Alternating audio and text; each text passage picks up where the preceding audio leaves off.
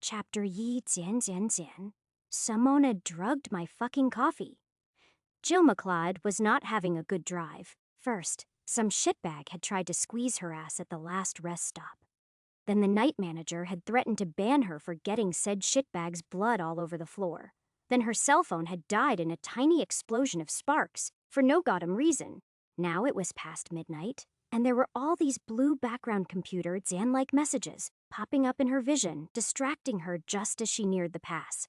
It was still early enough in the year for it to freeze. Damn it, she had to pay attention to the road and not whatever drug trip she was on. If she ever found out who did this, well, there were plenty of quiet spots that a long-haul trucker knew about to stash a body in. Another window popped up, partially blocking her vision. System integration in Wufenjong Utes. Good luck, humans! Shit! Out of the way! Jill waved a hand angrily and the box vanished. Somehow, she knew that she could call it back at any time, just like all the other boxes that had popped up over the last hour. Long experience told her that she should pull over. She'd known far too many fellow truckers who'd crashed after pushing themselves to drive when they were dead tired. And being drugged was worse than being tired. On the other hand, this was by far the tamest drug trip she'd ever been on. And her schedule for this haul was tight. It was a long, long road to Boston after all, and who knew what kind of problems might rear their ugly heads. As it was, Jill would have just 2 days at home with CIR before needing to head out again. And that was if she skipped the trek out to her family's homestead to see her father and brothers. She frowned and gripped the wheel just a bit tighter. Not for the first time she thought about getting out of the trucker game, of selling her truck, and finding some sort of work that would let her stay near her family. And not for the last time she threw that thought aside. She had made her business from nothing over long years of work. Caffeine, Zan-driven nights, taking her from a contractor stuck in a bad truck lease agreement to an independent owner. And she wasn't going to throw it out on a whim. The miles and minutes ticked by. And just up ahead was Homestake Pass, Montana, the highest point on Interstate Yoshare, and where the long road crossed the Continental Divide. Under Jill's hands, Bertha's wheel started to shake, small tremors growing into raw jerks, as if the smooth asphalt of the interstate had suddenly turned to gravel. "Whoa, girl, you okay?" Jill asked her truck, giving the wheel a reassuring pat. She'd been driving the big rig for Shilu years now, owning it herself for the last Chii. She kept her big girl in the best shape she could, but the truck was getting up there in years. Still, Jill knew her truck better than she knew herself, and Bertha wasn't going nearly fast enough for these kinds of vibrations. System integration beginning. You have reached level Lune. Select a class to proceed to level Yi. Due to your World Zan first discovery of a location, you have gained a perk point. Classes available. Shits and tits, Jill yelled. One hand frantically waving to clear the larger box from her vision, Bertha swerved alarmingly, and Jill feared for a moment that the trailer behind her would jackknife all but 10 pounds of truck coming crashing down. But she'd been driving most of her life. An expert twitch of the wheel brought her girl back under control. She glared at her coffee again. Murder was too good for druggists. She was going to rip off their Zan. Wait, there was something in the road, up ahead. Something big on 4 legs with eyes glowing from reflected headlights. A moose, maybe? No, smaller than that, thankfully. Jill grimaced and reached for the chain connecting to the truck's horn. She really didn't want to have to deal with an animal strike this late at night, so hopefully that would scare it away. Bertha screamed, yowling decibels of deep, Zan-throated power blasting out from above Jill's head. She couldn't help but grin. Even after all these years, the sound of a big rig made her heart stir. But whatever that thing was, it didn't budge, and Jill was getting closer to it at an alarming rate. "Move!" Jill yelled, pulling the horn again. She might have been able to avoid the creature, but on a night like this where there could be ice, it was just too dangerous. She couldn't even brake hard. She slowed her rig as fast as was safe, but she hadn't started soon enough. The creature stood its ground, and with a crashing whomp, the big rig hit. The sounds of crunching metal joining a hideously loud yip, then a set of hard thumps as the wheels crushed it. WW fuck nuggets, Jill swore, bringing the rig to a stop. Not only was that going to be expensive as hell to fix, but in the split second before impact Jill had identified the thing, it was an enormous wolf. She wasn't entirely sure what the laws around killing the things were in Montana, but she was sure she was going to have to report this in. The delay on top of repairs was going to murder her already slim profit margin on this run. She unbuckled and moved to get out, but paused, thinking the thing had looked awful mean, and where there was one wolf there could be more. She twisted around in her seat and reached for her gun rack, choosing the Char Gauge shotgun. It was the work of a moment to get the shells out from under the passenger seat and load it up. Better safe than sorry, after all. Jill's boots hit the pavement as she jumped out of the cab, Bertha's rumbling idle breaking the silence of the night.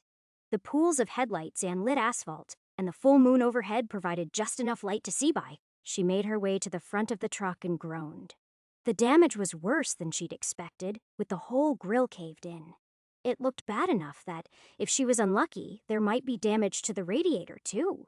She was about to curse again, but instead froze in place. A sense of dread squeezed her stomach, and she brought the shotgun to her shoulder, spinning around. A faint noise had reached her ears, shooting primal fear through her before her conscious mind deciphered what it was. A growl, a shuffle, something dragging itself towards her. She stepped sideways with care, gun held a bit too tight in her hands, trying to get a clear line of sight past Bertha. There, a dozen yards away, the Gotham wolf was still alive, head twisted to the side with an eye ripped out, all its limbs broken and compound fractures, popping shards of bone through skin. But alive and dragging itself towards her, growling.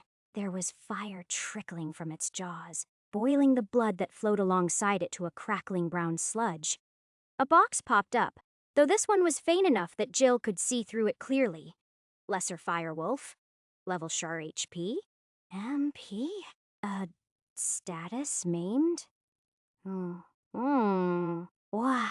Jill stared at it in shock for a single second before her American programming kicked in. Her shotgun roared as she poured lead into the beast, and after the third blast caved in its skull in a splatter of gore and flame, another notification came. Lesser Firewolf. Defeated. Bonus experience awarded for Monster Kill above your level. Jung E. Dernar. Monster Kill significantly above your level. XR. World First Monster Kill. Jung E. Tizhe no by Bosch experience gained. World First Monster Kill. E perk point gained. Class upgrade required to proceed. What the fuck? Zan. Chapter R. Zan Jill stared at the dead wolf, shotgun going slack in her hands. She'd killed plenty of game animals. Any woman who grew up hunting did, and her father and brothers were rabid hunters. But she'd never seen anything quite like this. The animals she'd killed had been with a single humane shot, maybe two if she'd messed up the first. The animals went down clean and quick, and there was a certain respect to it even if she didn't really go in for the full spiritual mumbo Zan jumbo. There was nothing clean about when she hit animals with Bertha head on, though. The last time she'd hit a deer it had, well, exploded. Meat and blood and partially digested grass everywhere, and a couple grand in damage to the front. If she just clipped one at low speed, they could live, but Jill frowned. This had been no low-speed hit. The damn thing had thrown itself at Bertha, like it was going to chew through the engine block.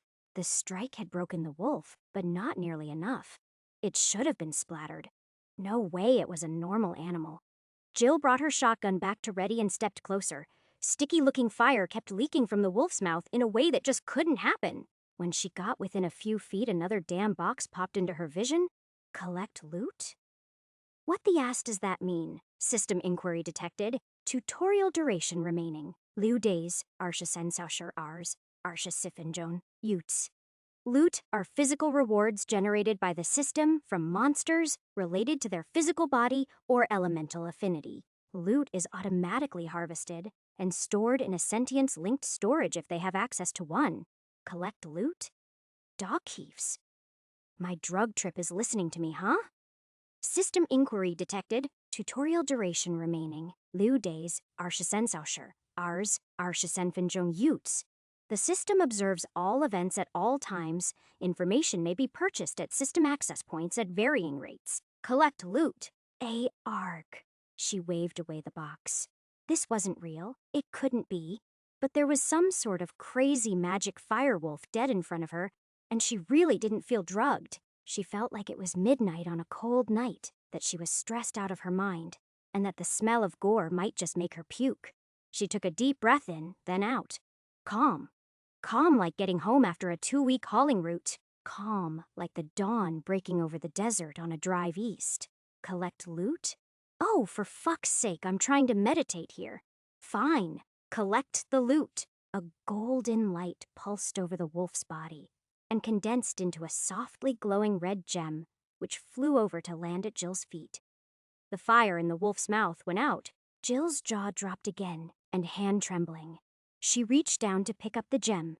It was hot to the touch, and flashes of fire seemed to sparkle in its depths. Her hand clenched involuntarily around it, knuckles white. "It is real," she whispered. "It is all real." She stumbled, leaning hard against Bertha to keep herself upright. Her truck was slick and sticky.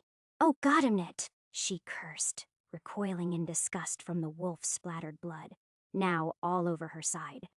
That was real too. Oak, fine. Fine. I can deal with this. She took a deep breath and then let it out all at once. "I've dealt with every other shitty thing. You, system. Tell me what the fuck is going on." System information inquiry detected. Tutorial duration remaining.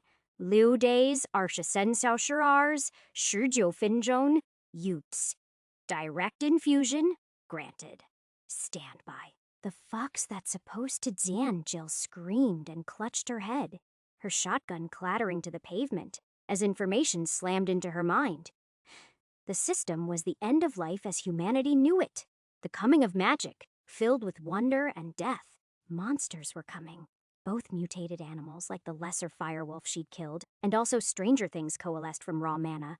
Infused with magic, they wouldn't obey any natural laws that humans knew of. They would be faster, stronger, and tougher, with powers over the elements or even stranger things. That's why the wolf had survived a dead-on impact with a tractor trailer at speed. Its hide and bones were infused with mana, making them supernaturally tough. While some would act like the animals humanity was familiar with, others would be driven only to consume and destroy. In places where mana was denser, the monsters would come faster and be more powerful, able to effortlessly kill pre-Zan system humans who lacked any magic power. And the difference between pre-Zan and post-Zan system humans would be extreme. Anyone who gained enough mana inside of them could become akin to a superhero, the mana transforming them just like it would the animals. But unlike animals, humans could direct their own growth, choose what the mana did to them, even though the actual workings of magic were far beyond them. In order for humans to understand, the system presented the impact of mana with numbers, called up at will. The basic statistics of a person, summarized by 3 attributes, Zan body, mind, and spirit, Zan each representing one of the ways in which mana altered a sentient being. "A Negrinder that hurt," Jill said, her head pulsing along with her heartbeat. "What about me? What are my numbers?" Jill McLeod class, none level, 0 HP, 70%, MP, 90%, XP, 0.7688, 7 mind, 4 spirit, 9 conditions, none class powers, none. Jill's eyes narrowed as she read her stats. "You calling me dumb?" she said. But after a few seconds of no replies, she looked over the rest and focused on her class information. "I saw that before. You asking about a class.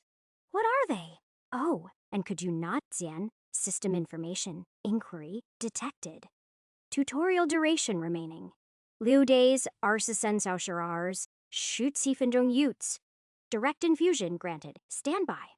Balls!" she yelled as a new spike of pain slammed into her head.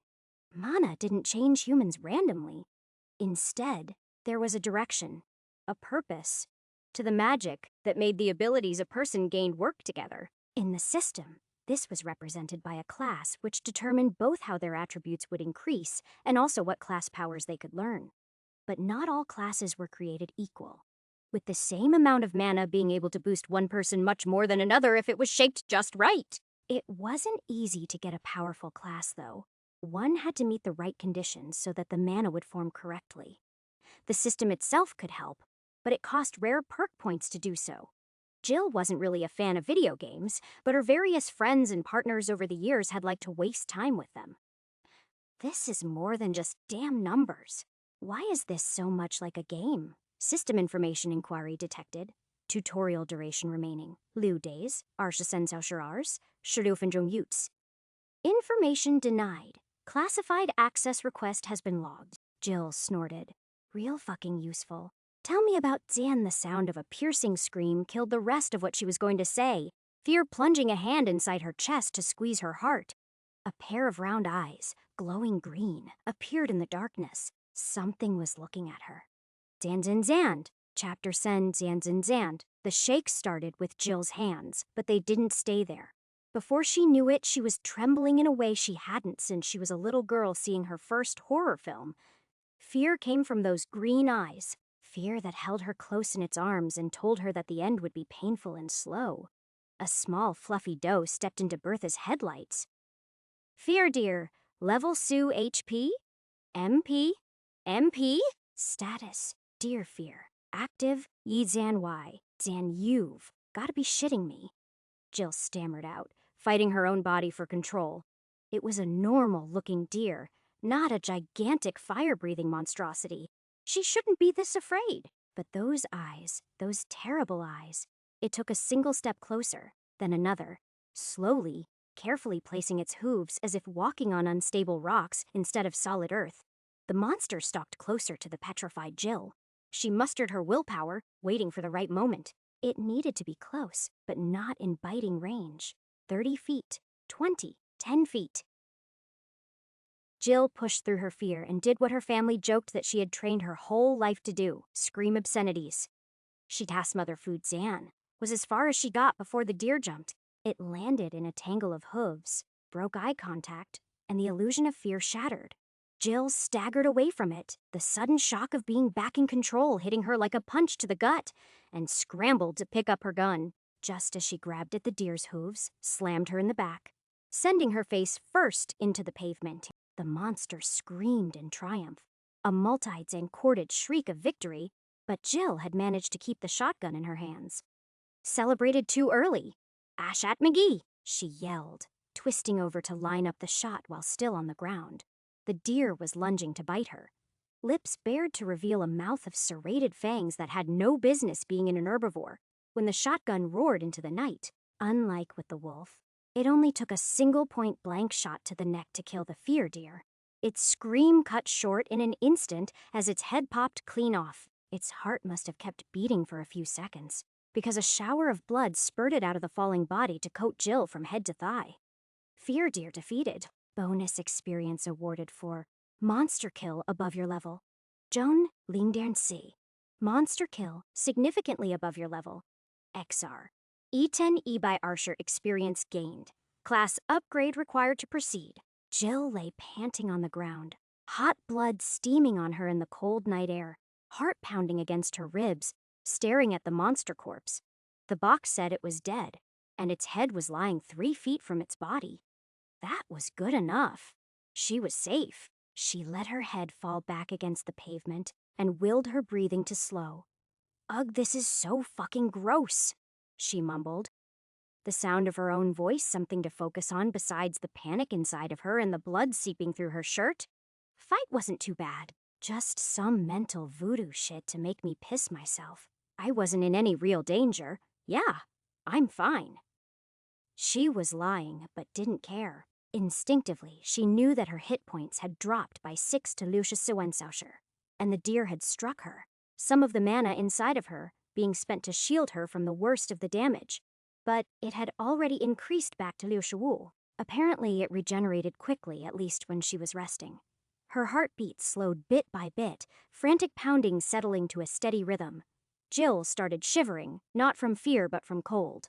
No matter how pretty the stars above her were, and how much she needed to process what had happened to her, lying wet on the ground on a cold night wasn't the time or place to do it. She stood, using her shotgun as a prop in a way that would make her dad lecture her about proper firearms care if he found out. The thought of him made her worry for his safety, what with there being actual monsters appearing. But she dismissed it into a locked corner of her mind. He had enough guns to outfit an infantry battalion, and the basement of his upstate New York house was practically a survival bunker. She should be more worried about herself than him. Speaking of her own safety, it was time to get back in Bertha and get the hell out of here. Where there was one deer, there were often others, and she had no intention of getting eaten. She eyed the corpse warily, then shrugged. If it had worked for the wolf, it should work with this, right? Hey, system, loot this Esclown. Golden light pulsed over the deer whose skin peeled off completely bloodlessly, revealing muscles, tendons, and organs underneath. The skin hovered a few feet in the air, stretching and morphing, until it was an even rectangle 3 by 6 feet in size. It rolled itself into a neat cylinder and fell to the ground. Wild, Jill muttered, picking up the bundle of what felt like supple, fully cured leather. She almost unrolled it to inspect it further, but stopped herself. No more distractions. She turned back to her truck. Bertha was still idling away, but the throaty rumble of the big diesel engine wasn't as smooth as it should have been. Jill scowled as she looked at the damage done to the front bumper, and grill and hoped that the radiator wasn't damaged. Worse yet, 2 of the tires on the right side of the trailer were starting to go flat, but they were on different axles. With a little luck, she'd be fine. She wasn't running that heavy a load, but she'd need to get somewhere safe soon to change them.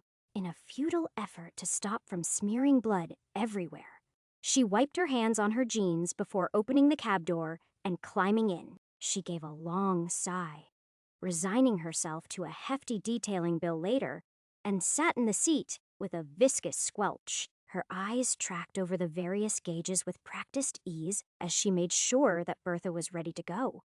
Then eased the truck into gear. A glance in the mirror showed dozens of glowing green eyes. All thoughts of going easy on Bertha to save the remaining tires went out of Jill's mind, and she hit the gas hard. The deer charged, and for a few gut-clenching seconds they gained on her, bounding leaps accelerating them faster than what a loaded semi could manage. But it wasn't long until Bertha's roaring engine won out, and the monsters grew smaller in the mirrors. With a sigh of relief, Jill eased up on the gas. Moments turned to minutes, and no new monsters appeared. The familiar sounds of engine and tire noise, the sight of a dark road lit by headlights with stars overhead, was so commonplace to her that if it weren't for all the gore, for the hot gem sitting in her pocket and the rolled-up hide on the passenger seat, Jill would have been able to pretend that nothing had happened. She flicked on the CB radio to see if anyone nearby was talking. "Zen out there? We need help, please. Can anyone hear us? Oh God, they just keep coming." Jian Jian Jian, Chapter Si Jian Jian Jill, snatched up the mic to her radio and pushed the talk button. "This is Junkmouth. I hear you," she said. "I'm hammered down eastbound on Jiushi right off the pass with a rack o' guns. Where are you?" "Thank God," said a man's voice. The signal was weak, with static rising and falling, but Jill thought she could hear thumping and shrieking in the background. "We're on Jiushi too. Got driven off the road by a whole swarm of monsters. You gotta help us." Jill scowled, left hand tightening involuntarily on the wheel. One monster she could handle, especially if she got the drop on it from 50 yards away. 2 or 3 would be dangerous. But if she stayed in her cab, she would have cover. But a whole swarm. Hang tight, good buddy, I'm on my way. She had to go that direction anyways. Might as well be a big damn hero if it wasn't extra miles. Jill pressed the accelerator all the way down, but had to let up just a few seconds later when the normally smooth roar of Bertha's engine stuttered alarmingly. There was definitely something wrong, some sort of damage that was getting worse, but none of the gauges showed any obvious problems. She was enough of a mechanic to do basic fixes on the road. So if the old girl died on her, she might be able to get the engine running again. But that would take time. Time she doubted the stranded people had. She crested the next ridge and her high beams swept from heaven to earth, lighting up a desperate scene less than a half-mile away. On the side of a long straightaway, crashed into a tree just off the road, was a Arshafoot Yuzhen haul truck, its emergency lights flashing. Jill made out 2 people on the roof and at least 2 dozen small, four-legged creatures scrabbling to climb on top. They only looked to each be the size of a mid-Zen-sized dog. And Jill gave a single snort of amusement as one tried to jump and only made it a few feet off the ground before falling onto its face. There was no way they would be getting up the back or the sides of the truck, but her amusement died when her lights reflected just right, and she saw their massive teeth, oversized to the point of sticking out past both jaws. As she watched, a monster got on the hood and lunged, but was driven back as one of the men swung what had to be an actual sword at it, slicing into its snout. It crouched, looking to lunge again, but a burst of fire from the other man's outstretched hand blasted it off the hood entirely. Jill's jaw opened an inch in shock as she barreled down the hill. She should have expected someone else having magic shit happen to them. They were being attacked by monsters after all, but throwing fire was crazy. Killer monsters were similar enough to killer animals, but that was real magic. The mage turned towards her and frantically waved an arm above his head, his other hand rising to his mouth. Jill squinted and could just make out a cord stretched back into the cab, miraculously unharmed by the teeth, sword, and flame. "Is that you?" came crackling over the radio. "We can't last much longer. I'm almost out of mana. I'm gonna ram 'em, might scrape some paint." "Don't fucking fall off," Jill said. She tossed the mic down and gripped the wheel with both hands, aiming tons of truck as carefully as she could. 5 knuckles and clenching seconds seemed to drag on for eternity as the Yudzen Hall and monsters grew larger in her vision at an alarming rate. The corner of her mouth twitched up in satisfaction at the last second, when she didn't need to adjust her steering at all. "Choke on it, you twaffles," she yelled as Bertha slammed into the monster horde. Her side passing within half a foot of the Yudzen Hall, shrieks and bangs assaulted her hearing, and she had to violently pull the steering to the side as something pulled her wheel over, barely managing to keep the truck from veering off course. One monster got flung into the air, crashing into the windshield with a bloody crunch. The tempered glass broke into 1,000 shards, but the adhesive center held firm, and the window only bent inwards by a few inches. A mad spiderweb of cracks, streaked red. Jill slammed on the brakes, leaning over so that she could still see the road past the monster corpse. She must have killed or maimed half of the swarm, but that meant there were still lots of monsters to go. Right before coming to a stop, she brought the wheel over hard to the left, turning the cab so that she could see the monsters out of her driver's side window. Most were still trying to climb the Yudzen Hall, but 3 had broken off and were running at her instead. She reached for the seatbelt release and swore as she fumbled it, but soon enough she was free, grabbing her shotgun just as the first monster leapt at the cab door. It didn't even make it to the window, instead crunching teeth first onto the metal steps. It immediately leapt again, but didn't manage any better. This close, Jill could see that the dog-sized monsters were some kind of rodent with a very short tail. Dire lemming, level EHP? Hey, MP? Status, raging. "Well, that explains the stupid," she said, bringing the shotgun to her shoulder, and coming to a half-Dan standing, half-Dan crouched, all-Dan cramped position between the 2 seats. She growled as the long barrel of the shotgun got caught in the steering wheel. She really needed to saw this thing off if she was going to keep needing to shoot things at point-blank range. Finally ready, she reached over and clicked the window down button. With almost comical slowness, the glass receded. As Jill leaned over and aimed down, she felt strangely let down. Somehow, it didn't seem sporting to shoot these big mice that couldn't do anything but clunk into her door. But then her eyes flicked up to the men, still fighting for their lives without the luxury of such sturdy cover. "Fuck sporting," she said, and pulled the trigger. 3 blasts, 3 pulped monsters, but firing in the confines of the cab was ruinously loud. The sounds of monsters faded, replaced with a high, squealing whine. She shifted her aim, but hesitated. The range was a bit long for a shotgun, armed with buckshot. Mentally urging the men to hold on against the reduced monsters for just a little while longer, she put her shotgun on the passenger seat and grabbed her rifle.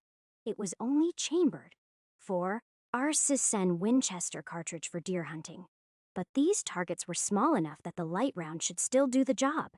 She braced the barrel on the edge of the window to fire, but still had to be half crouched, and every shot was a spike of fresh agony in her ears. But she hadn't been raised hunting for nothing, and soon every monster lay crippled or dead. Who is a hero? This bitch, that is who. Zan Zan Zan. Chapter Wu Zan Zan Zan. The CB radio came to life, but Jill couldn't make out what was said over the ringing of her ears. She racked her rifle and slumped into the driver's seat. She sure as hell wasn't walking back to the men if she could drive. The road was too narrow to turn the big rig around, and her frontal visibility was blocked by the shattered windshield.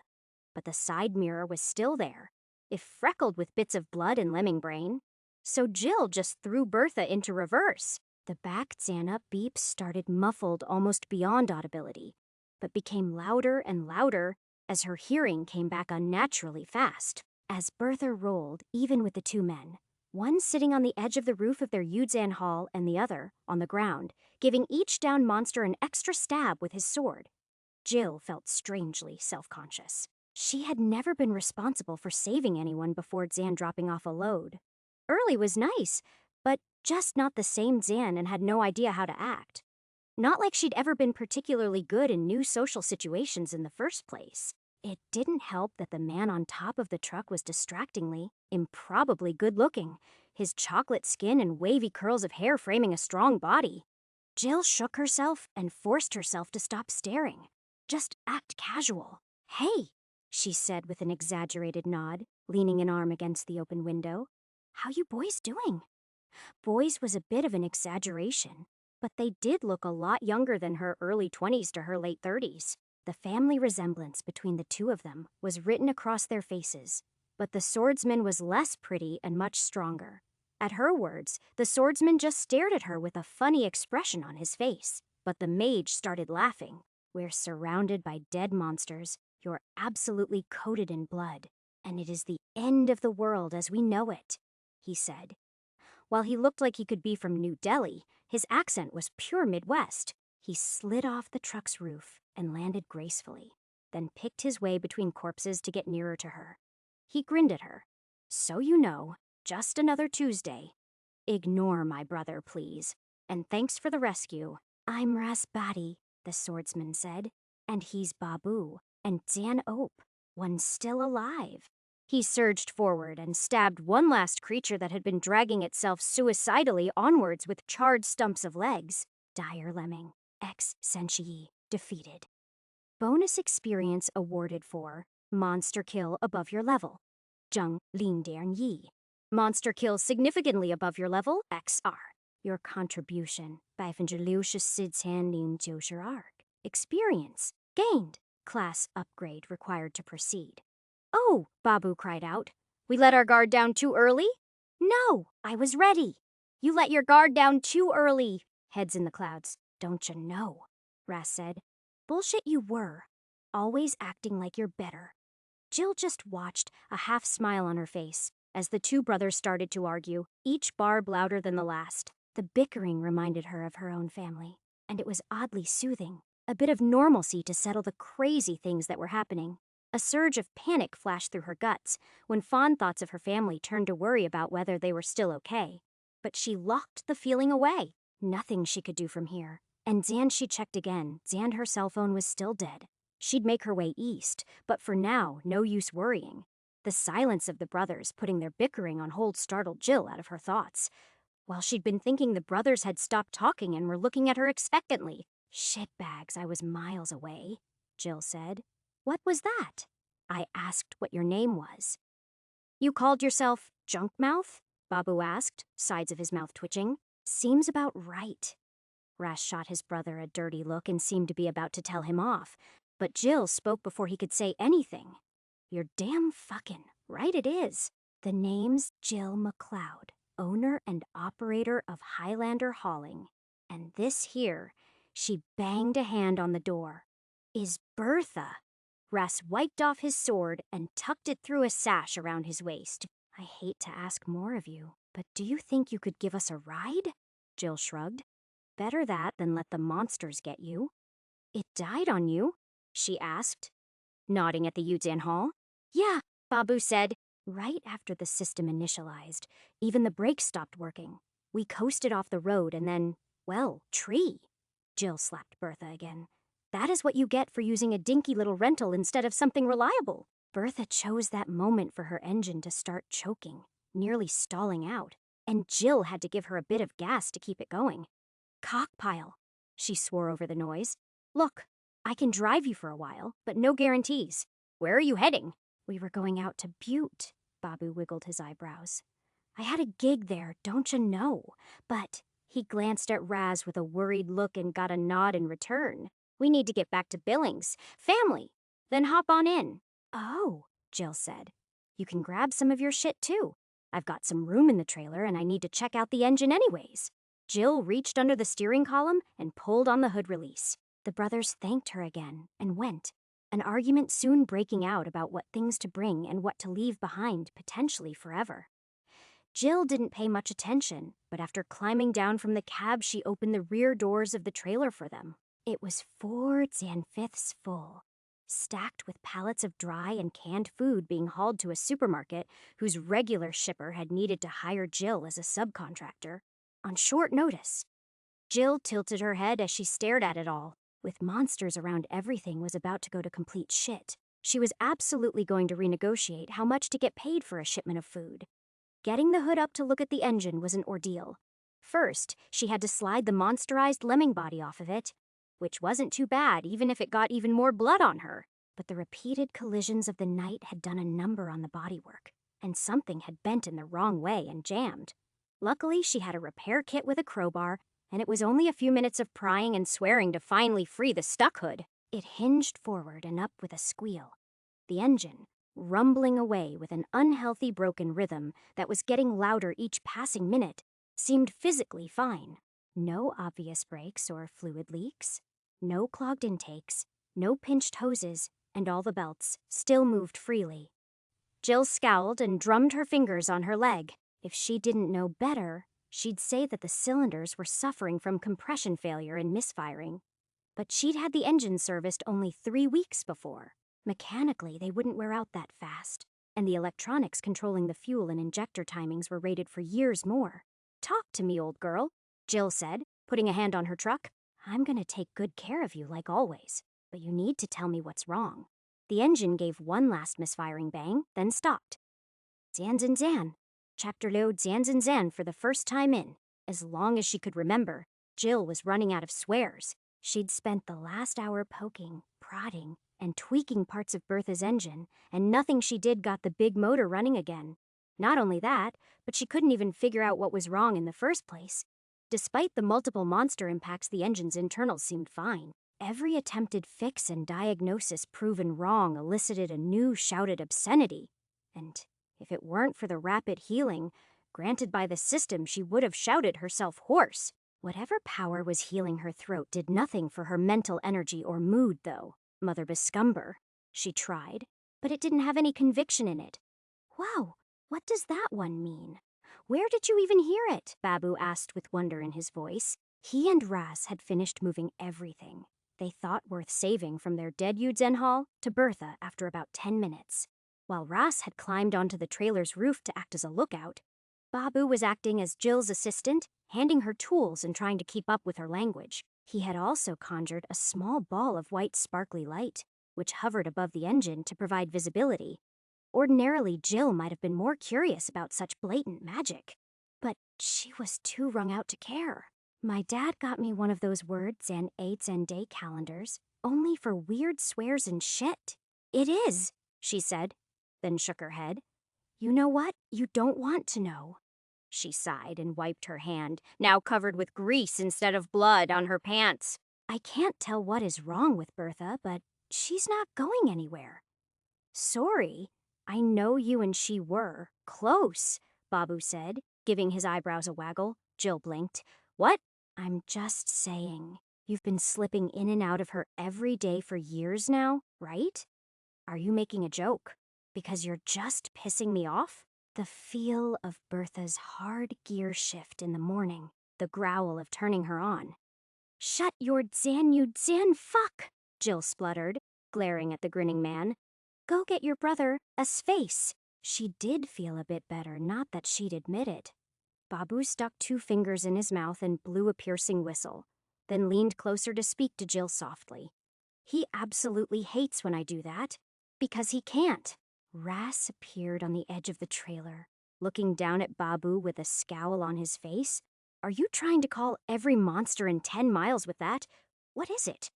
Told you, Babu muttered to Jill. Bertha won't start, Jill said, ignoring Babu. I can't offer you two that ride after all. Raz hopped lightly down, and Jill couldn't help but stare. The top of her truck was 10 feet off the ground. Way too high to jump casually down from without some major padding to land on. At least not for ordinary humans. From the flash of satisfaction on Raz's face, it seemed like the swordsman had the same thought. It's a long way to the nearest town, Raz said, and a lot of monsters in the way, too. He idly gripped his sword and turned to his brother. You've got magic now. Can you get a spell to fix things? Let me check, Babu said. His expression grew distant, and his eyes flicked back and forth as he read through the system screens visible to him alone. No, he said after a tense minute, at least not for a long time. It looks like the enchanter's spells are mostly evocation, illusion, and mental-based. Nothing for objects. Sugar, Ras said. Real feeling behind the word. Jill refrained from mocking him for his grandma curse. I can't even figure out what's wrong with her, she said. When did you say your ride broke? Right after the system started? It must be magic that's breaking shit.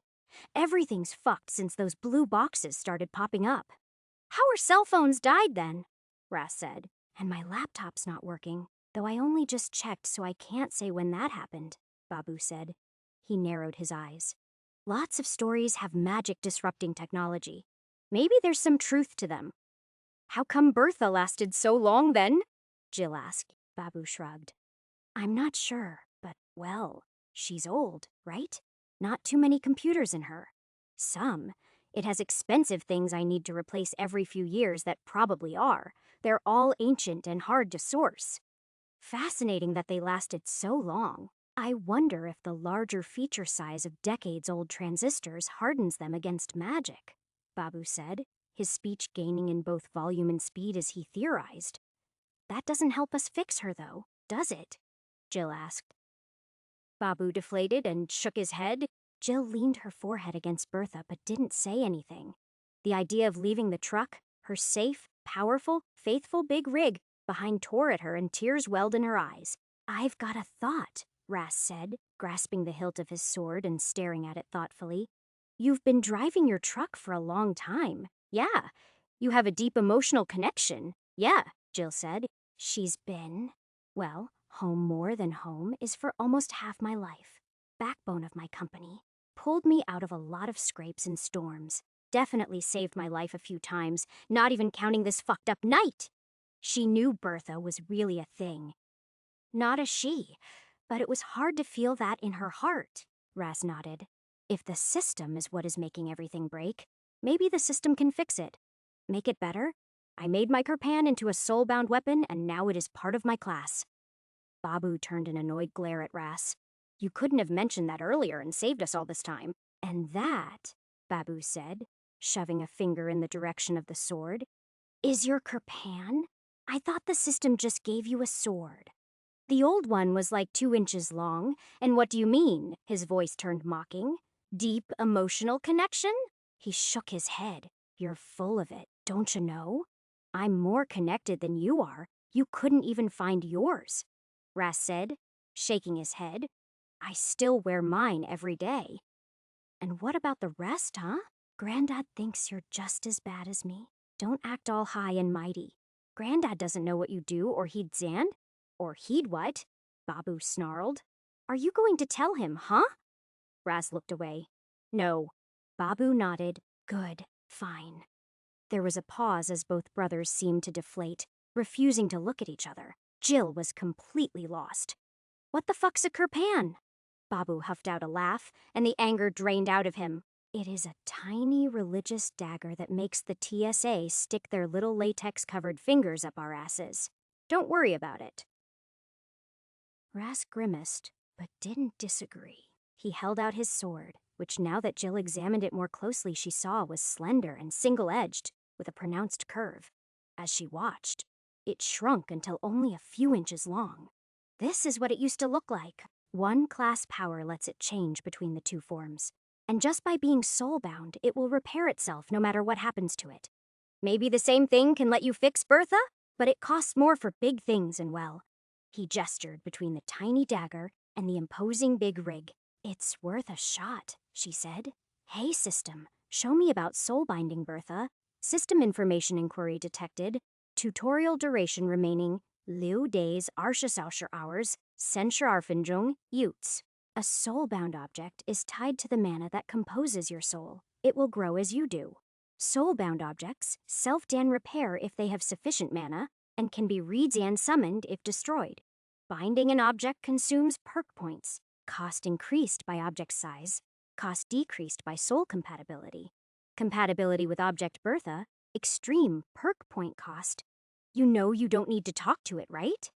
Babu said. Just think at it, Jill shrugged. It gets the job done, doesn't it? But she thought rather than said, system bind Bertha to me. Soul binding initiated. You have lost a perk point. Object class assigned. Modular vehicle standby for mana integration. Jian jian jian. Chapter Qi jian jian jian. A golden pulse of light flashed over Bertha, rocking the truck sideways. Mana integration complete. Soulbound modular vehicle, Bertha, has been integrated with the following features and abilities. Class upgrade required to proceed. Whoa, Babu said. I'm guessing it worked. Jill nodded. Yup, and she said, her eyes fixed on Bertha's windshield. Tiny pops and pings sounded as the glass began slowly fusing together, reforming into its original state. Hell yeah, she's fixing herself. Jill grinned and punched Ras hard on the shoulder in thanks. Nice save. The punch didn't seem to hurt at all, and the swordsman gave a satisfied nod but didn't reply. We're back in business, boys. Let's get the fuck out of here, Jill said, putting words to action and swinging herself up to the cab with renewed vigor. There was a bit of awkwardness as the brothers climbed over her to get in instead of just going around to the other side. But Jill didn't care. She was too engrossed in the changes that were happening to her truck. Mostly, they were repairs. Small dents and dings from decades of hard use, grime and stains that resisted her cleaning efforts.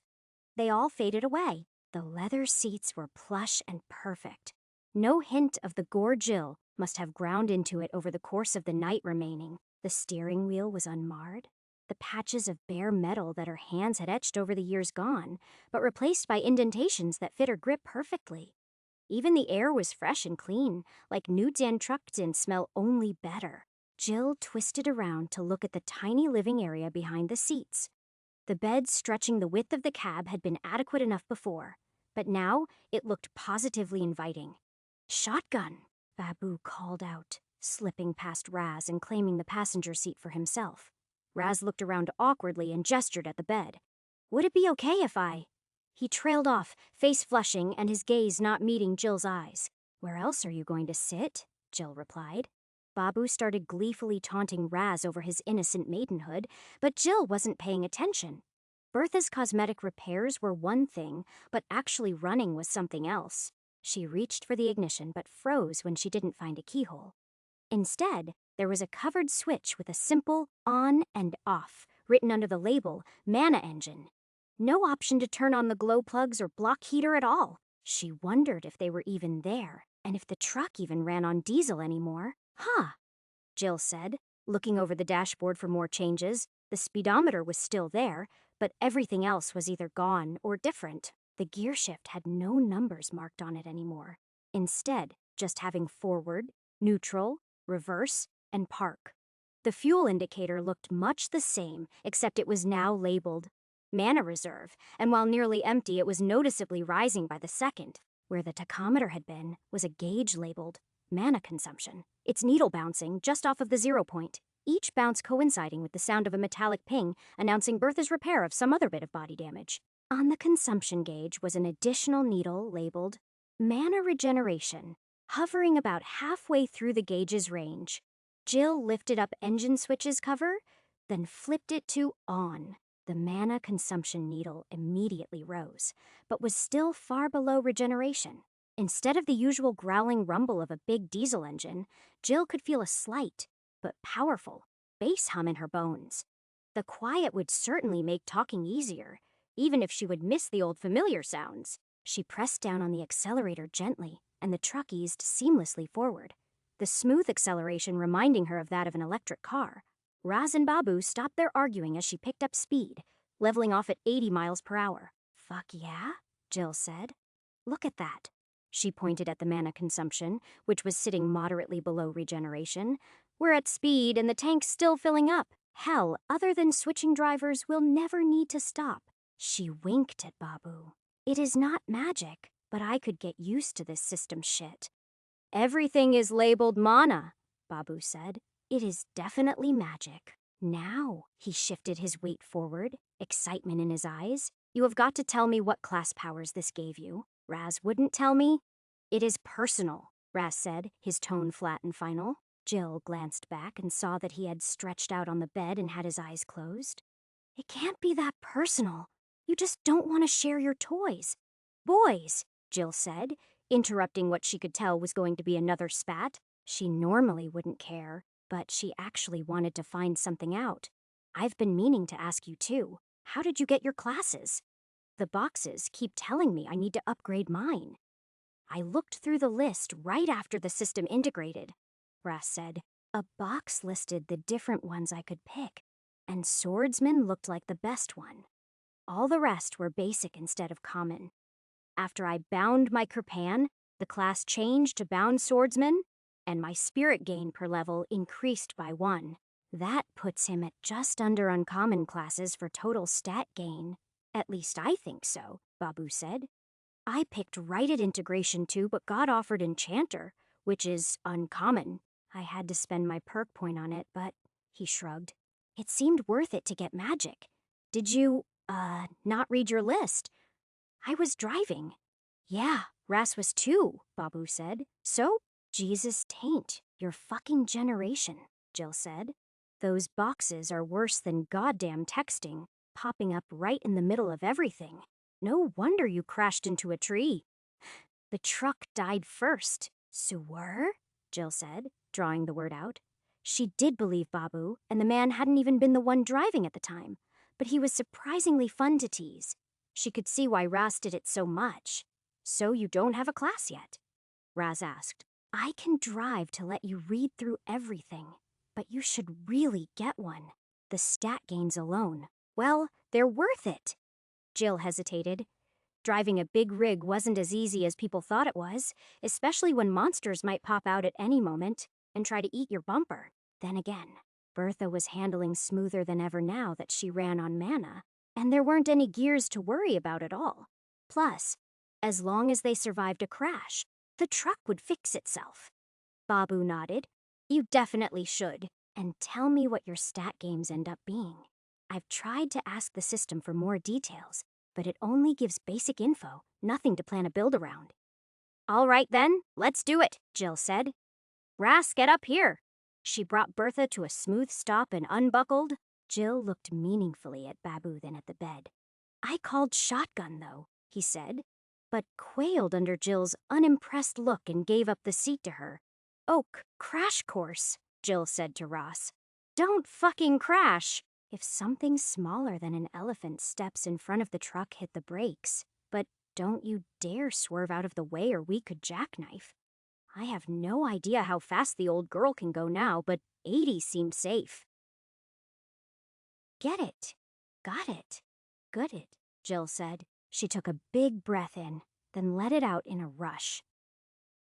Time to see what this magic bullshit had in store for her and what she could do with it. System. Show me my classes. Zanzinzan chapter bod Zanzinzan, a blue box instantly appeared. "You have reached level Leun. Select a class. To proceed to level E. Classes available. Uncommon classes. Battle trucker. Zaza malediction bard shotgun slayer common classes. Gunsmith huntress mechanic rifle woman trucker." "Hey Babu," Jill said, looking away from the blue box. "Uncommon classes are better than common, right?"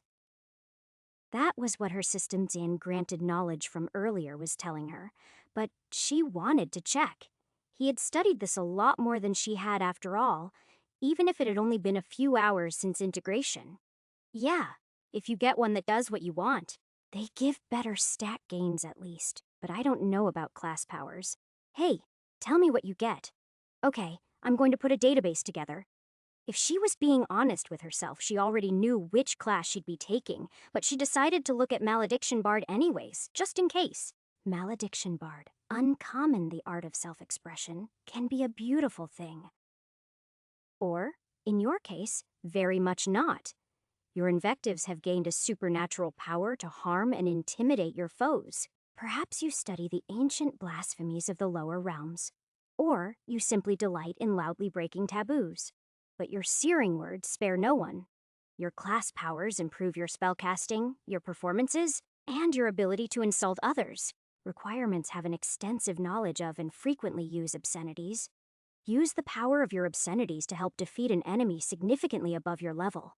Body per level. Ye mind per level. Our spirit per level. Sen, no fucking way, Jill said. You've got to see this.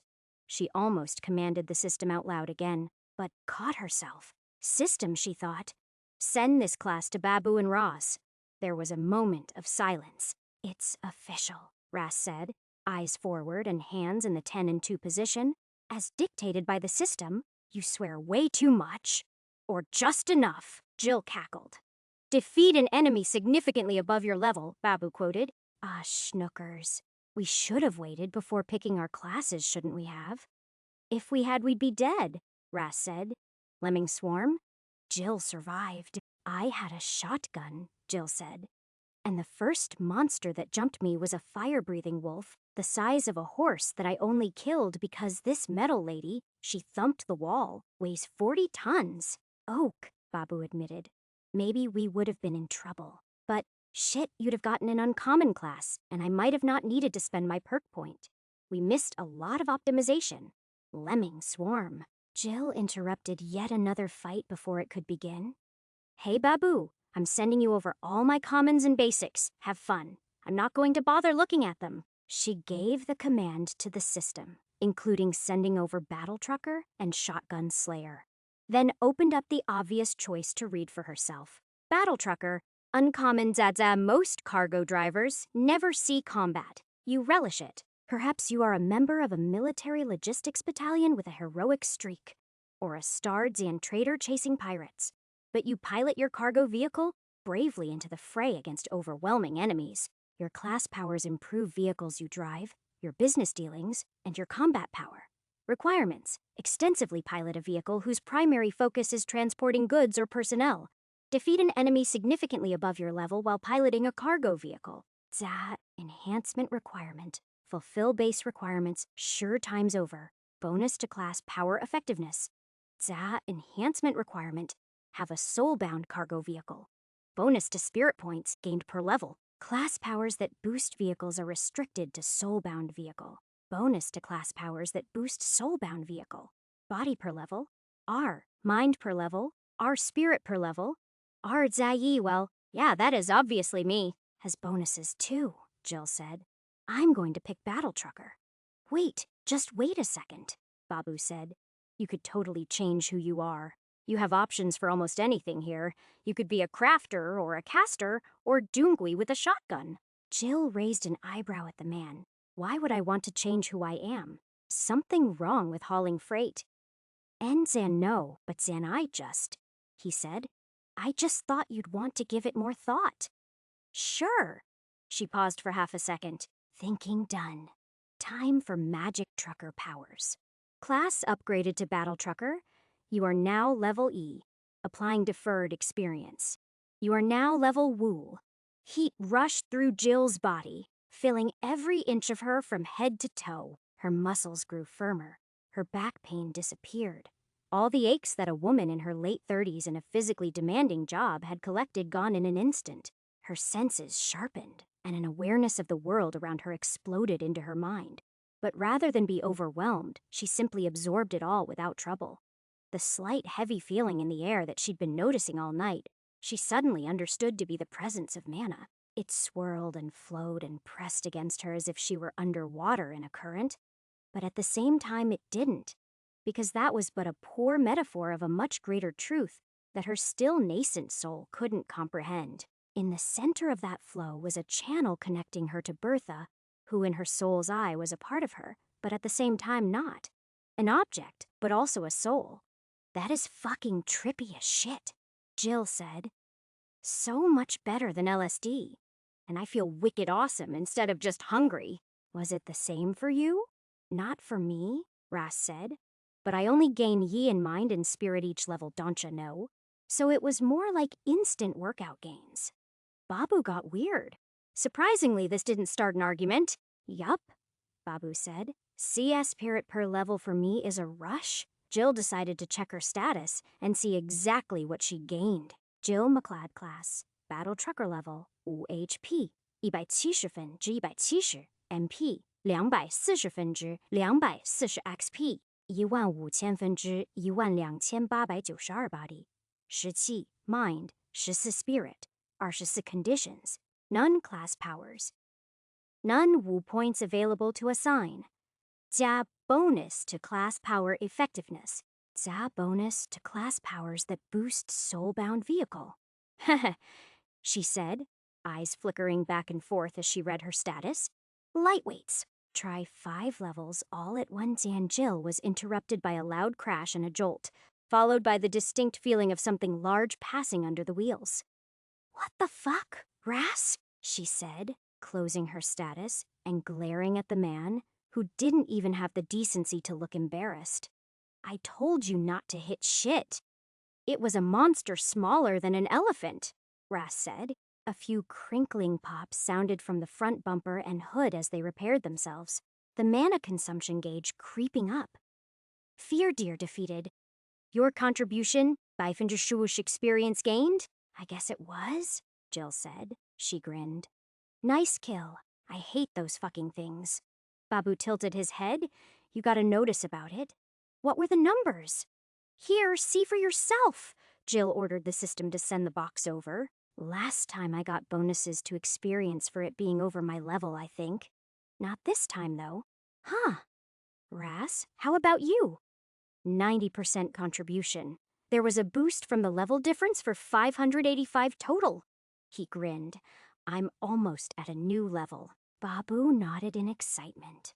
Cool, cool, cool, he said, tapping his fingers together rapidly. He started muttering to himself under his breath.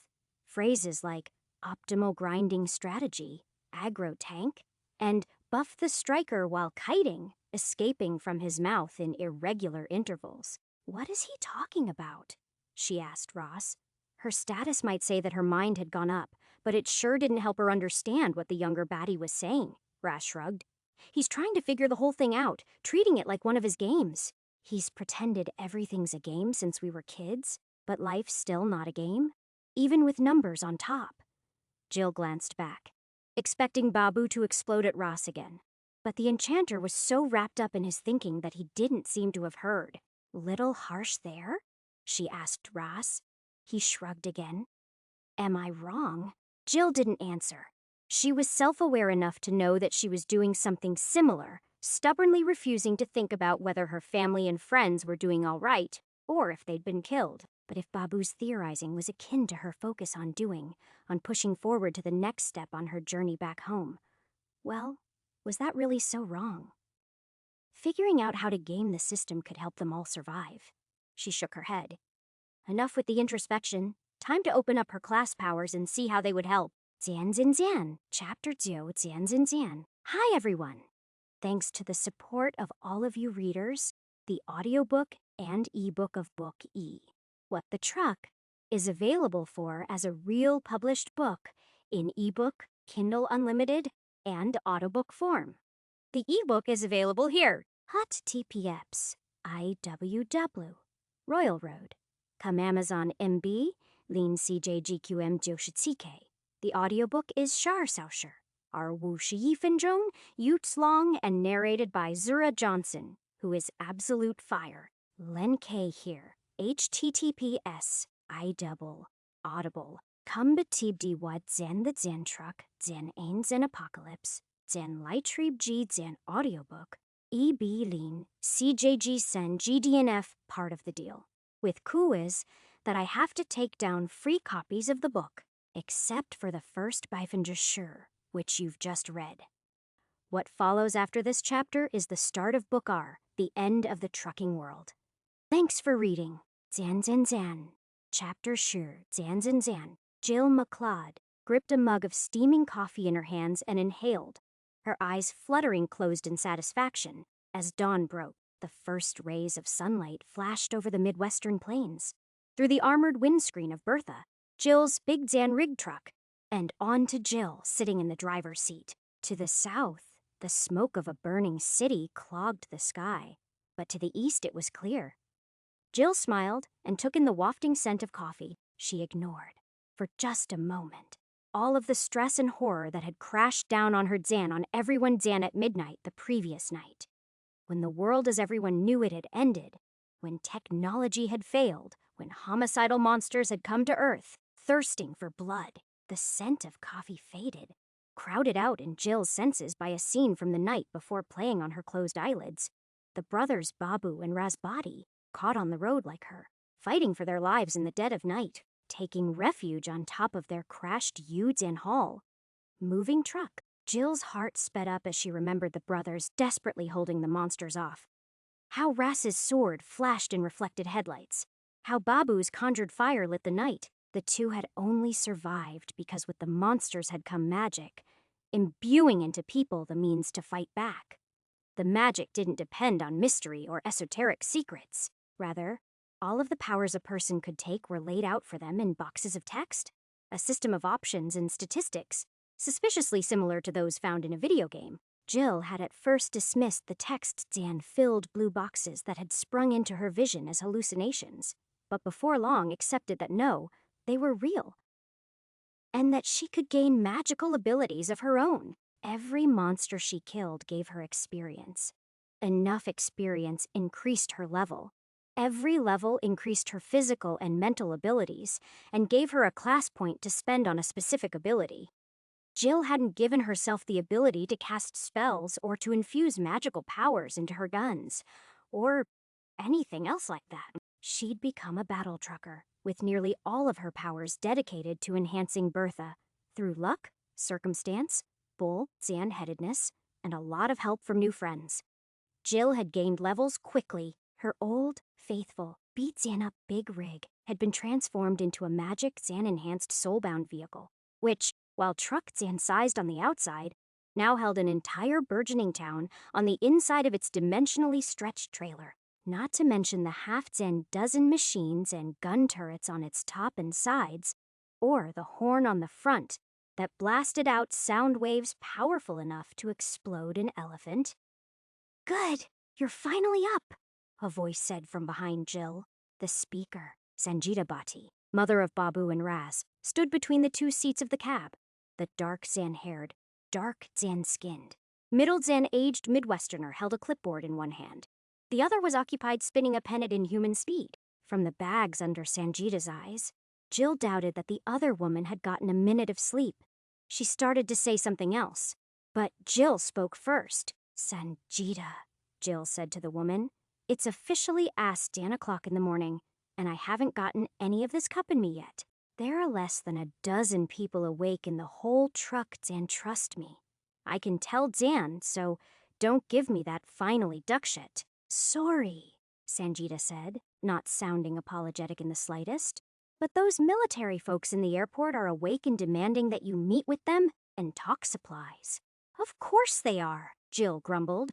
"You did tell them that I put you in charge of keeping everyone fed, right?" Sanjita let out a huff of annoyance. "Apparently, I'm not good enough to talk with."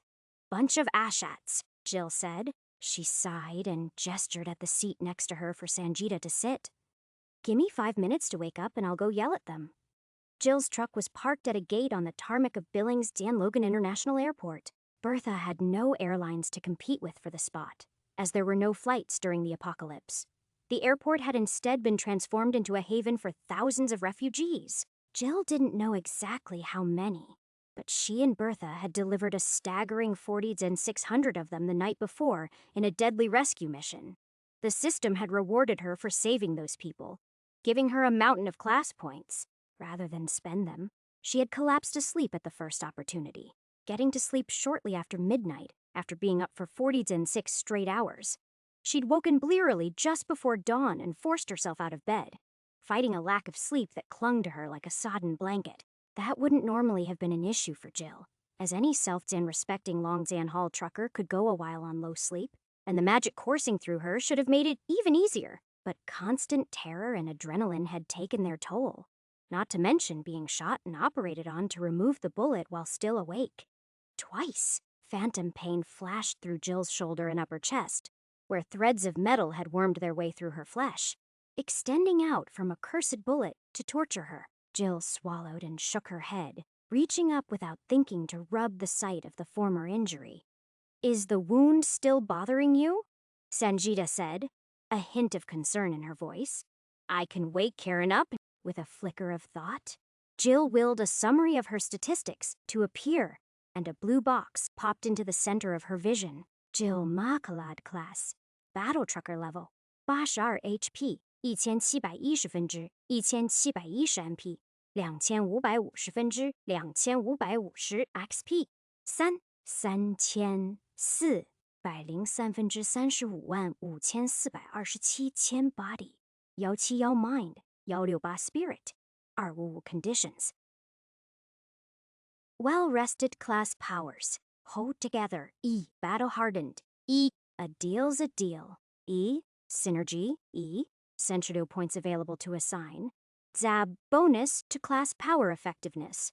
Zab bonus to class powers which boost soulbound vehicle dedication slots available. Sen. Cross. Dan class dedications available. Malediction barred her hit points were full, and she had no adverse conditions. "No," Jill said. "It's just in my head." Magic and a night's sleep had cured what would have taken months of recovery. While Jill had invested almost every of her class points into enhancing Bertha, the stat gains from leveling still represented so much magic coursing through her that she was nothing short of superhuman. During the hectic fighting of the night before, bullets had bounced off of her skin, leaving nothing but welts behind. Not that she was invulnerable. Systems and enhanced equipment with magic of its own could hurt her easily enough, especially those wielded by someone who had invested their powers into fighting rather than trucking. Point by point, level by level, offensive and defensive magic were in an arms race with each other, leaving mundane weapons behind. Jill wasn't just tougher, she was much stronger as well. She dropped her hand back to her mug, gripping it with exaggerated care. Thinking about her strength was like thinking about breathing, and she was suddenly acutely aware that she could shatter the mug with the slightest effort. Ceramic shards and scalding liquid couldn't hurt her anymore, but it would be an absolute waste of coffee. "Just because it's in your head," Sanjita said, eyeing Jill's gripped hands. "Doesn't make it not real," Jill snorted. "Tell me a fucking about it." The past day had been traumatic, to say the least.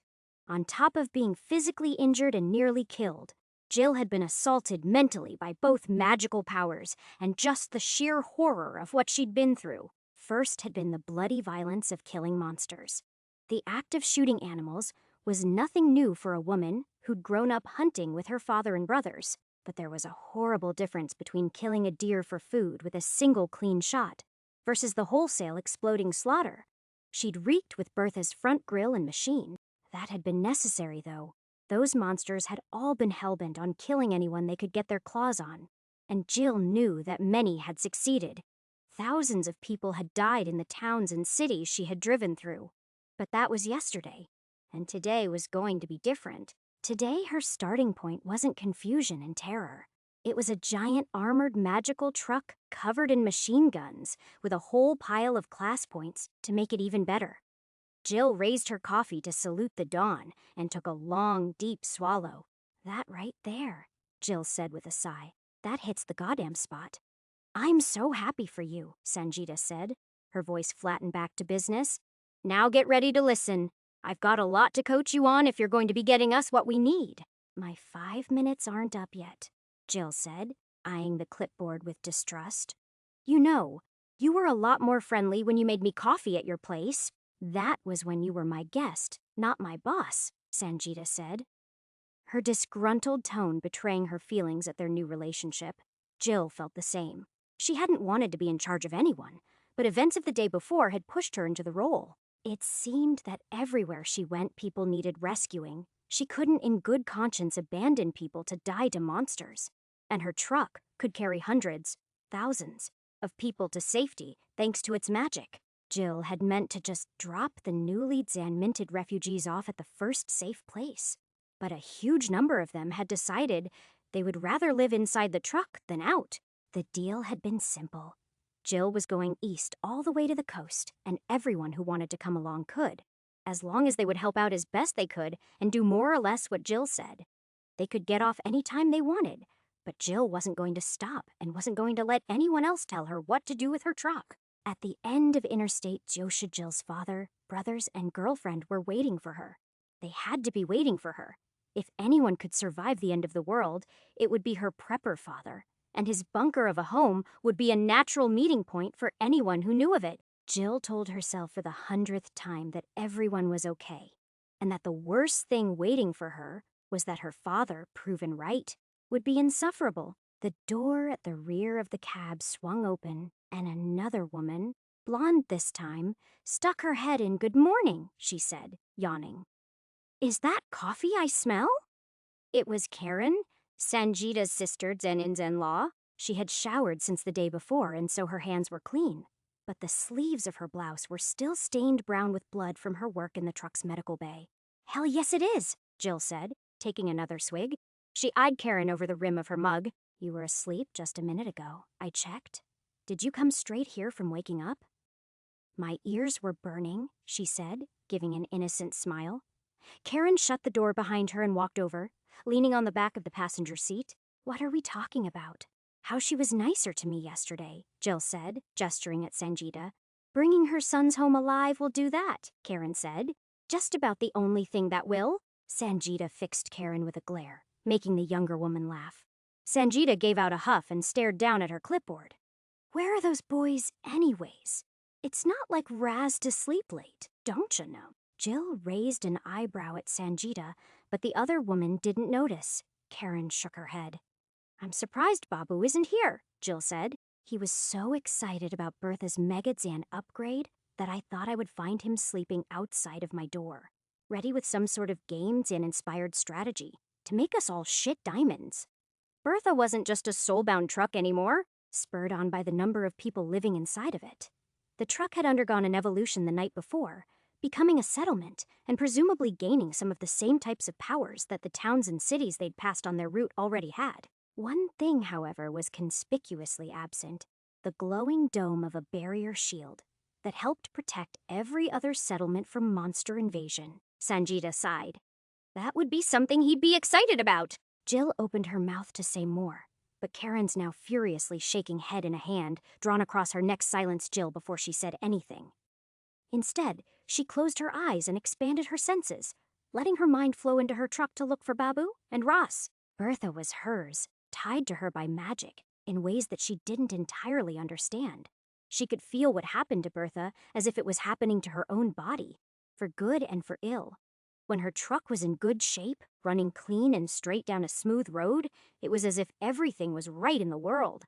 When Bertha was bent and torn, with monsters ripping their way inside, Jill felt excruciating pain.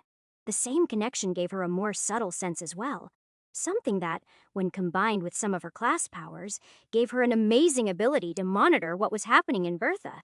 When she had the chance to concentrate and some mana to spend, she could feel the location of any object, hear any conversation, and even sense if someone truly considered themselves as working for her. Maybe one of her later powers would add sight to the mix that she would take, but she would give smell and taste a miss. There had been far too much monster gore spread on Bertha, inside and out, for Jill to want to monitor those senses. She took another sip of coffee, holding the ambrosia on her tongue for a long moment to banish the thought of tasting Bertha's deck plates. That distraction gone, she found the brothers soon enough, Babu, asleep in one of the small rooms made by Bertha's habitation module, and Ras, slumped down by the cargo doors at the back of the trailer. "Found 'em," Jill said. "Both are asleep." She stood, threw back the rest of her coffee in one swig, and put her mug onto the dashboard with a clunk. Sanjita, she said as she strode towards the rear of the cab. How about we walk and talk? You've got things to tell me and I've got places to be. Where are we going? Sanjita asked as she stood. Whatever you tell me, it's going to take magic to deal with, Jill said. So we're going to wake up my chief advisor on super Zan-powered bullshit. She paused her walk and looked over her shoulder to grin at the two women. Break's over and I've got a truck to upgrade. Zanzan Zan, chapter Shahid Zanzan Zan dramatic, Sanjita said, moving to stand beside Jill. Do you have a plan for getting my son out of bed this early? Because heaven knows I've never been able to. I'm going to tell them to wake up, Jill said. She pushed mana into one of the powers granted by the command module. Captain speaking. Jill McLeod can speak to and receive replies from anyone within Bertha or within Shasimi Eaters. Hey, Babu, she projected her voice into the room where he was sleeping. Anything she said through the power emerged as normal sound at the target destination. But Jill heard what was said there directly in her mind. She realized with discomfort that she could hear two people breathing, and her spatial sense revealed another sleeping body, tangled up with Babu's. It was most likely Mia Williams, a rotary Zan cannon Zan-wielding former school nurse who was riding with them until they reached New York. Neither of the figures stirred, so Jill projected again. Louder. Hey, Babu, Mia. Will one of you wake up? Mm-hmm, Flugkreger, was the only response, though. Jill couldn't tell which one had said it. The two were too closely entangled. He hasn't gotten up, has he? Sanjita asked, eyeing Jill. From her perspective, Jill was just standing there staring off into space. Jill repressed a laugh. Oh, I'm pretty sure he has, she said back. She projected the sound of an old digital alarm clock into the room, starting softly and ramping up in volume. Babu moved first, trying to sit up but getting caught on a leg. Mia pushed back, and a thud announced, Babu falling out of bed, making him cry out. There was a surge of foreign mana and the pop of displaced air. Mia had summoned Blossom, her cannon, out from its usual home in Bertha's frontmost turret. What was that? Mia yelled. Are we under attack? Easy, Mia. Easy, Jill projected. Sorry for the wake-up, but it's work o'clock. What? Babu yawned. What time even is it? Dawn, Jill said. I need your take on magic. Sorry for waking you up, Mia, but Babu's in high demand. Are we finally going to talk settlement powers? Babu asked, perking up. Did you figure out how to take them? Does a bear shit on the Pope in the woods? Jill projected. I feel like stretching my legs, so I'm coming to you. And your mom's coming too, just so you know. Oh, Mia and Babu said at the same time. Jill cut her communication power. Whatever drama was about to happen was none of her business. Are you coming along? She asked Karen, who had slid into the driver's seat. I'll keep watch, Karen replied, yawning. Oak, maybe I'll just take a nap. This seat is comfy and it took forever for me to get Kevin to sleep. Don't drool on the leather, Jill said, turning to leave. She had a power that could clean up nearly anything that dirtied Bertha, but it was the principle of the thing.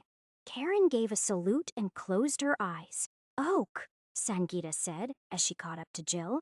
The first thing you need to know is that Commander Davis Janwell, one of his subordinates, at least Jan, wanted you to do more rescue missions into the city and go on supply runs and stay on patrol around the airport.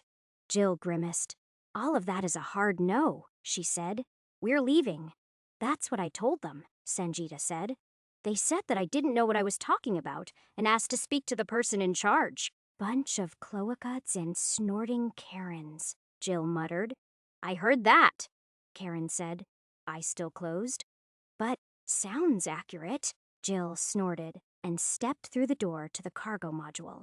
A lockable hatch more akin to a ship's bulkhead doors than something that could be found in a home. She waited for Sangeeta to follow her, then shut it and took in the massive room in front of her.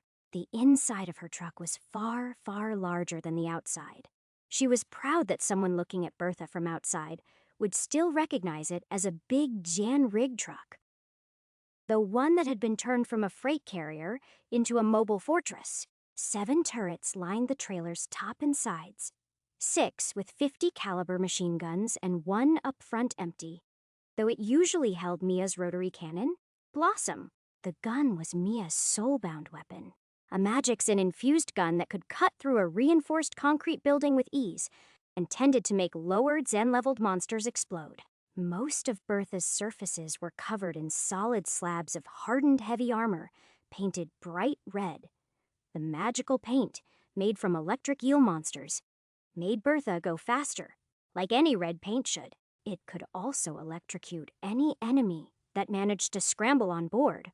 The most vulnerable places were the cab's windows, which were a thick crystalline glass that could still take tremendous punishment, and the connection between cab and trailer, where overlapping bands of armor slid past one another to form a flexible joint. Another memory flashed into Jill's mind. Bertha whipping around a corner, dodging a horde of monsters in a maneuver that would roll any normal truck, with cab and trailer bent at a Joe Sheed-degree angle. Tiny feathered raptors leaped onto the trailer, clawing and biting to get inside, only to die to the paint's sting.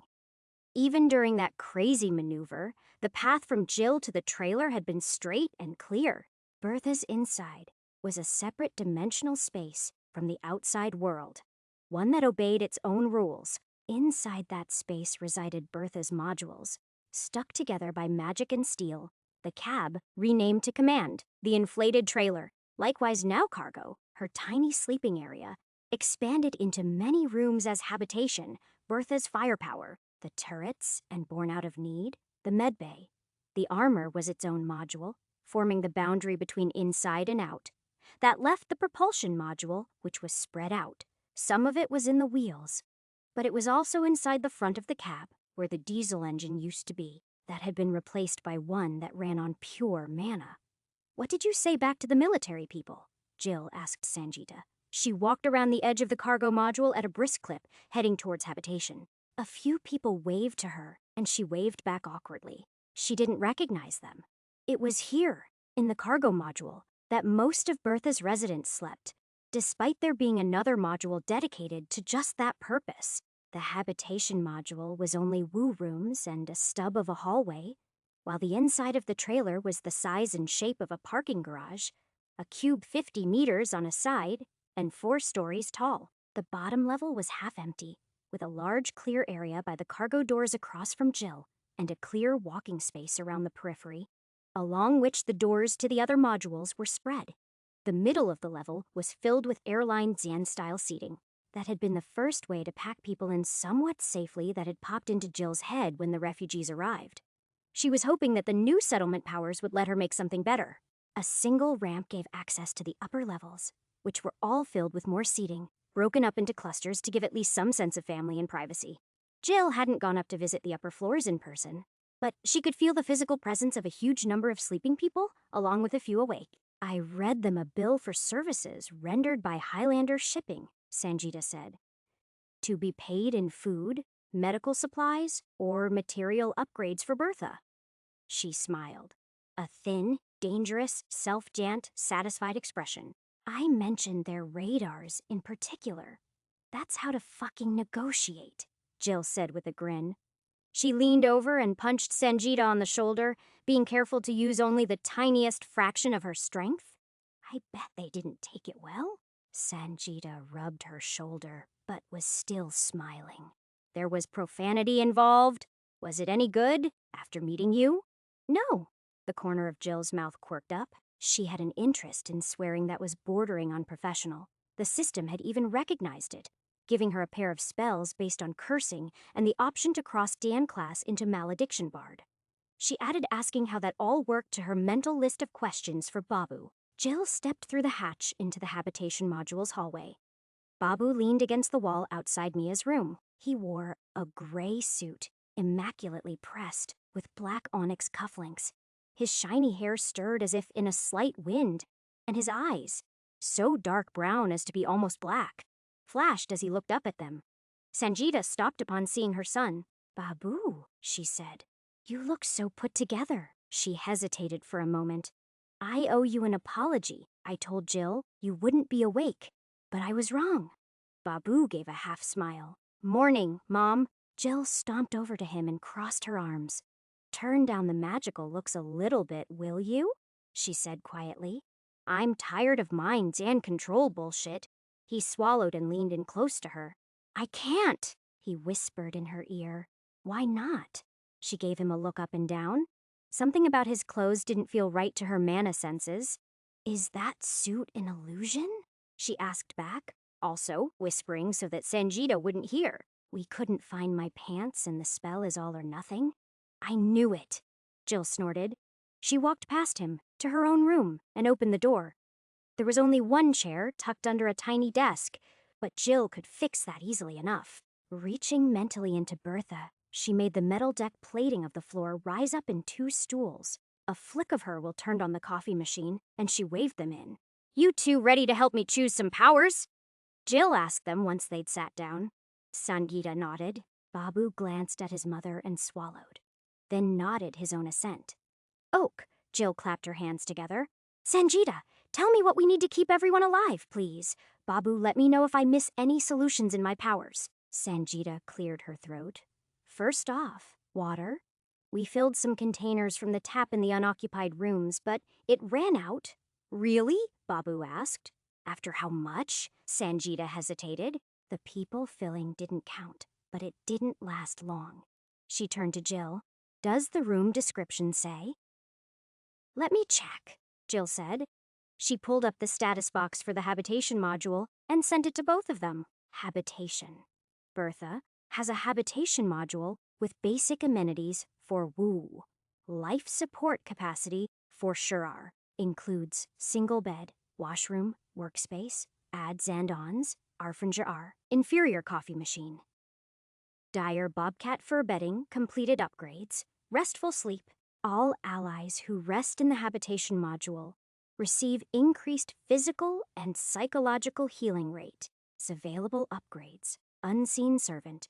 Weak manifestations of force will see to the maintenance of the habitation module and the residents' possessions. Unlocks roaming servants.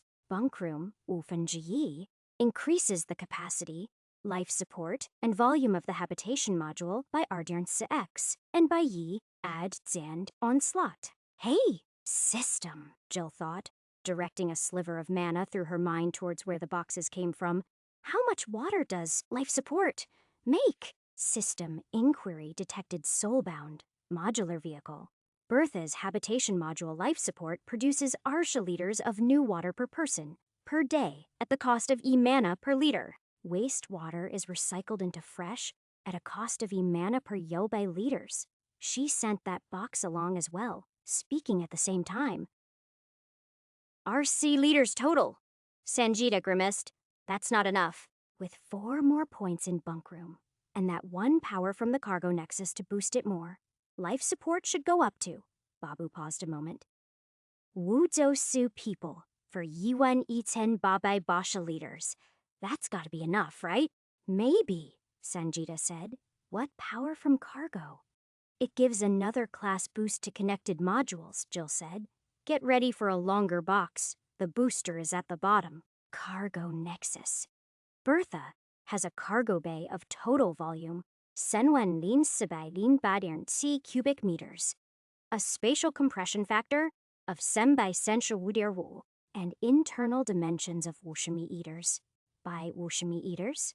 By Shardian Iliomi eaters. Effective boost. Zheng Idar R includes doors, add Zandons. Wufenji, Hearth of the Wolf completed upgrades, cargo kinesis, objects inside of and within Shisimi eaters of the cargo bay doors can be slowly moved. Climate control, control the temperature and humidity of the cargo bay. Unlocks freezer control. Freezer control, non-Zen living goods spoil at Arsha Arfenji, the normal rate when inside the cargo bay. Volume, Wufenjiwu, per point invested. Increase the volume of the cargo module by Sender RX and create E-adds and on slot. Cargo Nexus. The cargo module becomes the central hub for soulbound modular vehicle, Bertha. The cargo module receives a class boost, ZA-R, for every exclusively attached eligible module. Current exclusive modules, Medbay, Habitation, Advanced Turrets, Small Arms Command.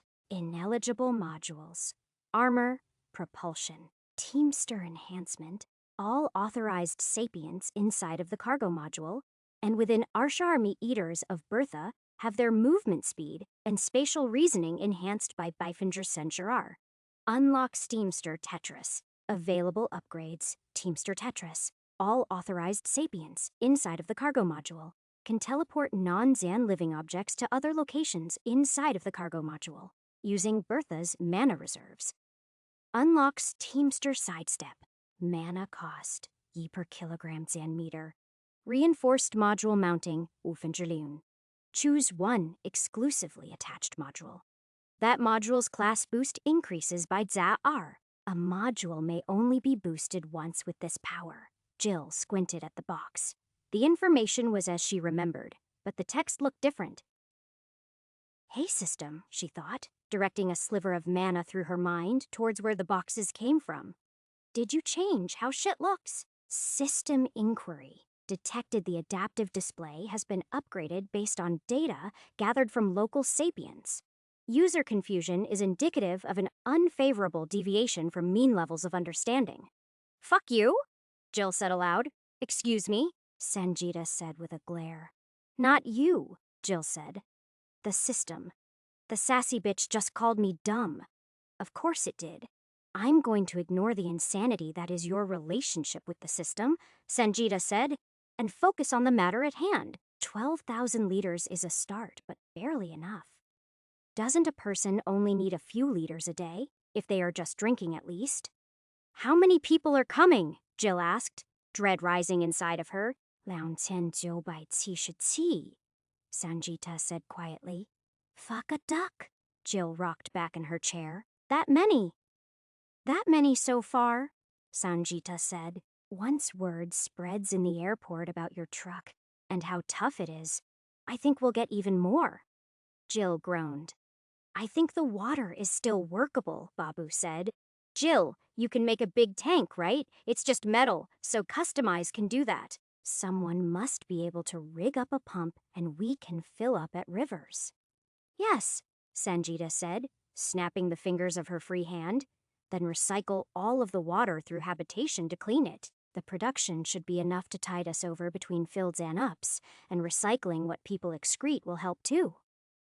Drinking each other's piss, great, Jill said, mourning the days when she had Bertha all to herself. Magically cleaned piss, Babu said. That, Jill paused. That does make it a bit better, actually. Thank fuck for magic. All right, that's water sorted, at least in theory, Jill said. 4 points into habitation then, plus 1 in cargo. What's up next? Food, Sanjita said. You had just under 10 tons of canned goods left from that shipment you never made. But that's only going to last a few days, even with rationing. Can we scrounge? Jill asked. I've done deliveries to supermarkets and warehouses all along Joshire. We can check and see if they have any, extra. They should have a lot more than a few tons. Sanjita made a note on her clipboard. You mean steal, she said with a frown. We do need the food. It's only stealing if someone still alive owns it. Jill said with a shake of her head. Hitting a few stores and depots must buy us a week, right? We can't plan on that. Not for sure, Sanjita said. They could be burned, or looted, or people could resist. All right, scrounging food is plan B, Jill said. Maybe a few days is all we need. Anyways, Bertha can go Helids and wicked fast now. We have stops to make, Babu said. Those 2 military bases where no one eject any messages back. Remember? And, well, if there are other people along the way to rescue, are you really going to leave them behind? All that adds up. Dripping fuck burgers, Jill sighed. You're right. We'll have to grow our own. Someone must have taken a farmer class. Sanjita and Babu shared a look. We have Yalinzo people with some sort of foods and producing class, Sanjita said. But you can't grow food on metal. Well, maybe magic can, but it can't be efficient. And even if they could, there isn't the space.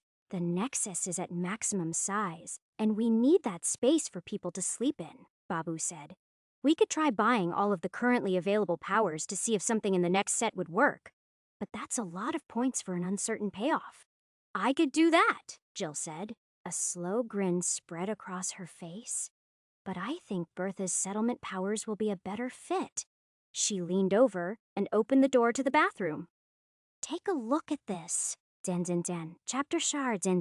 Jill reached her mind towards Bertha and willed the crystal settlement core to show itself. The night before, it had erupted from the bathroom floor, right before she was going to use the toilet. But now, nothing happened. Her mental commands were being refused. Jill, Babu said, that's your bathroom. Did you, make a custom seat or something?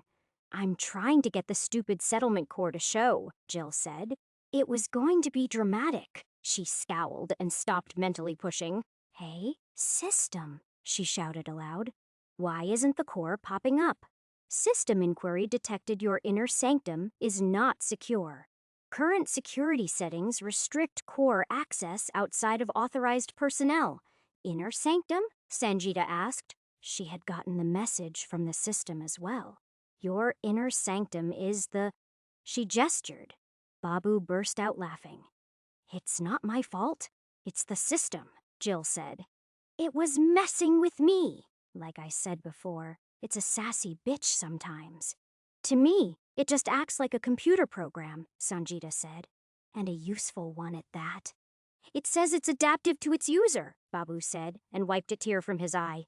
Now we have proof of that. It was Sanjita's turn to laugh, though. She cut it off after just a few chuckles. You two suck, Jill said, spiking each one in turn with a glare. System, she barked to the sky. Make Babu and Sanjita authorized to see the core, will you? System inquiry detected current security settings. Restrict changes to settings unless the inner sanctum is sealed. Oh, for fuck's sake, Jill said, and stomped into the bathroom, slamming the door shut behind her. A glowing gold crystal burst from the floor, but Jill had been expecting it, and she leaped aside onto the toilet rim. The system really does seem to make things harder for her, Sanjita said, her voice muffled by the metal door. It seems to tease her, Babu replied. But I don't think it has ever done something bad in a crisis. She must have swore at it too much. This is why I taught you manners. You taught me manners, Babu said, voice laden with skepticism, in case a magic sand power-granting program Xanthing came to Earth and could be offended? Jill tuned them out and focused on the crystal.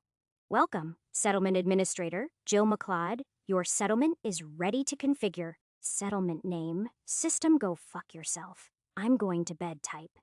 Dimensional bubble core level, EXP E10 Ling Nin Sen Sen Finger Lun. Ling Nunin available points.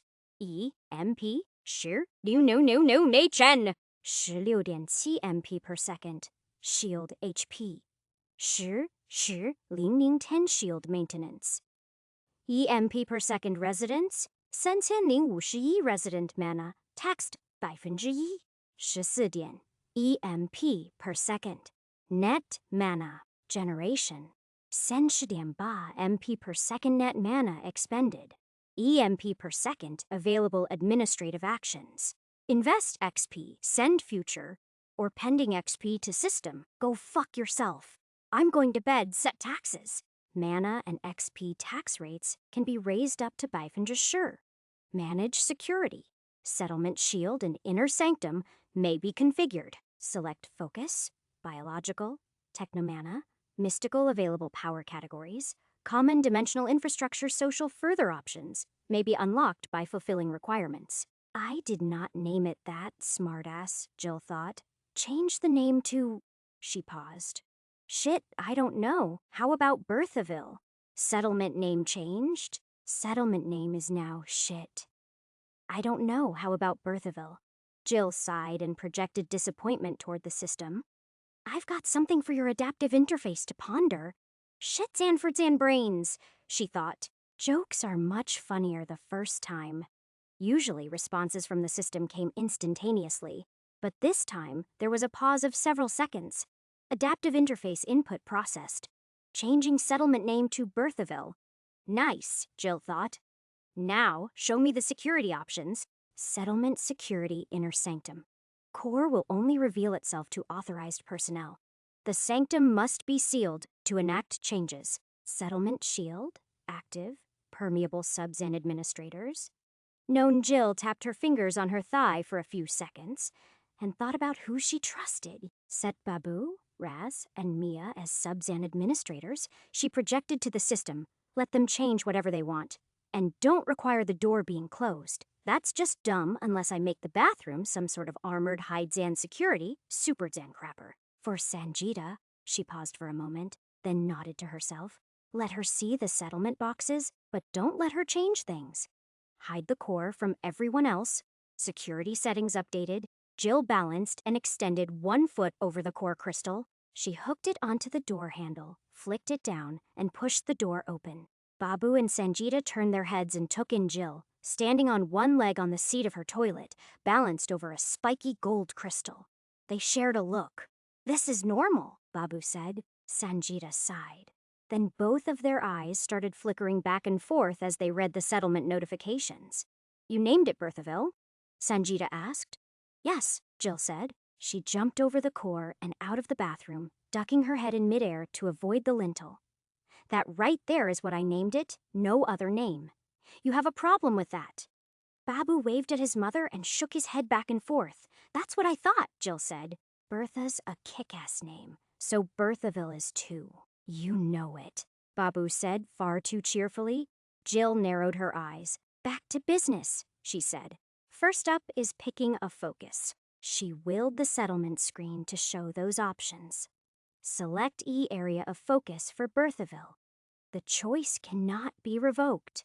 Biological focus, 500 Junsher to growth and healing rates inside of Bertheville for all living things. Unlocks powers related to life and biological engineering. Technomana focus, 500 Junsher to the crafting rate and effective level of all Manads and powered devices produced inside of Bertheville. Unlocks powers related to devices and Technomana applications. Mystical focus, 500 Fushur to the cost of all spells cast inside of Bertheville. Unlocks powers related to the direct application of mana. "Why this option first?" Sanjita asked. "Not spending the point on a power." Well, then Jill started to explain. "Ope," Babu interrupted. "This doesn't cost points, but it's permanent. It's just like the choice you have to make when you fully upgrade one of your modules. What it reveals could totally change how the settlement progresses and what power is best to buy first." "Bing pot," Jill said. The coffee machine beeped, and she reached over to grab the freshly brewed cup. "So, there's the obvious choice of biological focus to help fix our food problem. But I don't think long-term that's the right call." "Bertha is your main asset," Sanjita said. "Will the techno one help things that are made through your soulbound powers?" "Oh," Babu said. "That would make the choice easy. Does Bertha count as being inside of Bertheville? How can the truck be inside of the things inside of it?" Jill asked, mentally poking the system at the same time. System inquiry detected potential spatial paradox. Detected. Resolving mana flows. Bertheville occupies the region enclosed by soulbound modular vehicle, Bertha's dimensional barrier. Integration of exterior mana flows supporting the settlement's region will cause dimensional cascade failure. Bertha will not be included in settlement focus. Warning: dimensional cascade failure is not recommended. "That's a no then," Jill said. "What do you two vote for?" There was a beat of silence as everyone thought. Sanjita broke it first. "We need food, badly. But nearly everything else that people here do falls under Technomana." Babu nodded. "People are already crafting things out of monster parts," he said. "Remember that machine shop at the armory back in Bozeman? Everything they were doing there would count. Maybe we can ask for some of the airport's trucks or forklifts as payment, and people could upgrade them into battle buddies for Bertha. Or as a more practical priority," Sanjita said, "have them make farming equipment, so the focus bonus will apply to them in a roundabout way." "I'm more excited about them crafting guns," Jill said. "Or armor." She glanced at her tiny closet, where a badass, spiked Jan shoulder set of leather armor hung. It needed a good cleaning and repair, as there was a blood Zan-covered hole in the shoulder, but Jill could hopefully get it upgraded at the same time. If the armor had been Bifin just sure better, it might have stopped the round entirely. Another flash of memory struck Jill, Bertha aside, Zan onto a horde of monsters, guns blazing away, while those inside ran out to rescue others. They were exposed in a way that Jill wasn't, and would rely on their arms and armor far more. The edge Technomana gave them would save lives. Right, Jill said. Technomana it is. She selected and finalized it. A new set of options for the settlement appeared before her. Technomana powers Workshop. Unlocks the workshop structure for placement in the settlement. This structure provides a facility, bonuses, and further options for item creation. Unlocks Foundry at settlement level Arshir. Direct mana feed. Allows for settlement mana to be routed into Technomana devices. Unlocks Overdriviate. Settlement level Sure. Device incentives. Experience gain for the creation and maintenance of Technomana devices increased by Bifendra's Sure. Unlocks device spark at settlement level Wushir. Oak, Jill said. Nothing we can use now for food, but I bet that workshop is what the armory had. I'll call them right after we're done and ask Buckman, Babu said. If it is he can tell me exactly what it does before we spend a point on it. Nice thinking, Jill said. Now, she cracked her neck. Time to read the rest. She summoned boxes for the other available powers, and silence descended in the cabin as they read. Common powers. All common powers may be taken multiple times. Size increase. Increase the diameter of Bertheville's claimed region to Etenmi. Note, settlement shield upkeep is proportional to shield area. Settlement shield strength in any given place is inversely proportional to shield area. Unlocks boundary shape control at level Shirwu. Shield reinforcement. Increases the HP of the barrier shield by Shidzen HP and decreases the shield's upkeep by Arsha MP per second.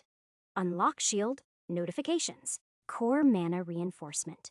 Increases the mana of the settlement core by Wu-10 MP with a consequent increase in mana generation of Badian Sit MP per second. Unlock secondary core at level Wushir. Infrastructure powers warning. Bertheville's region is currently fully occupied. Increase available space to place structures. Basic housing creates Arshir, basic housing buildings, and allows for the manual placement of more. Each is equipped with housing for Wu. Life support for Shir, including air, water, and rations, and is self-din maintaining. Upkeep per building, E-mana per second.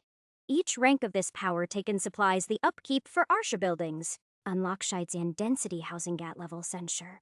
Social powers tax increases. Reinforces Bertheville's mana pathways, allowing for a maximum tax rate of Bifenjar Arshir for both mana and XP. Unlocks distributive services. Level Shirwu. Proclamations. Displays messages to all residents through their system interface. Unlocks propaganda level. Arshi. Community goal. Unlocks administrator action set community goal. Any resident action taken in furtherance of this goal generates Bifenjar Sure M or XP. Unlocks emergency action at level Sure. Dimensional bubble powers air supply. Refreshes the air inside of Bertheville, maintaining an Earth and standard nitrogen and oxygen atmosphere at Bifenjar Wushasaushir. Humidity, upkeep cost, E-mana per cubic kilometer per second. Unlocks terrain generation at level Wu. Artificial sun creates a spherical source of heat and earth, and standard spectrum light. The sun can be set to a static or orbital mode. Upkeep cost, E-mana per second. Unlocks seasonal control at level Shirwu, interstitial airlock. Allows access to the interstitial realm without contamination. Creates 2 portals around an intermediate dimensional chamber between Bertheville's bubble of causal reality and the exterior interstitial realm. Unlocks interstitial gates at level Arshawu. Warning, exposure to the interstitial realm is not recommended at your level. Warning, combat with interstitial beings is not recommended at your level.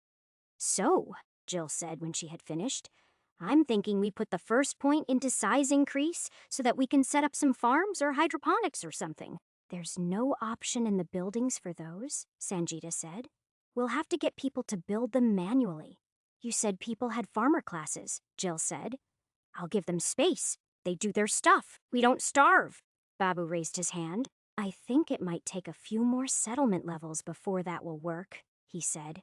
Jill scowled. Yeah, Why is that?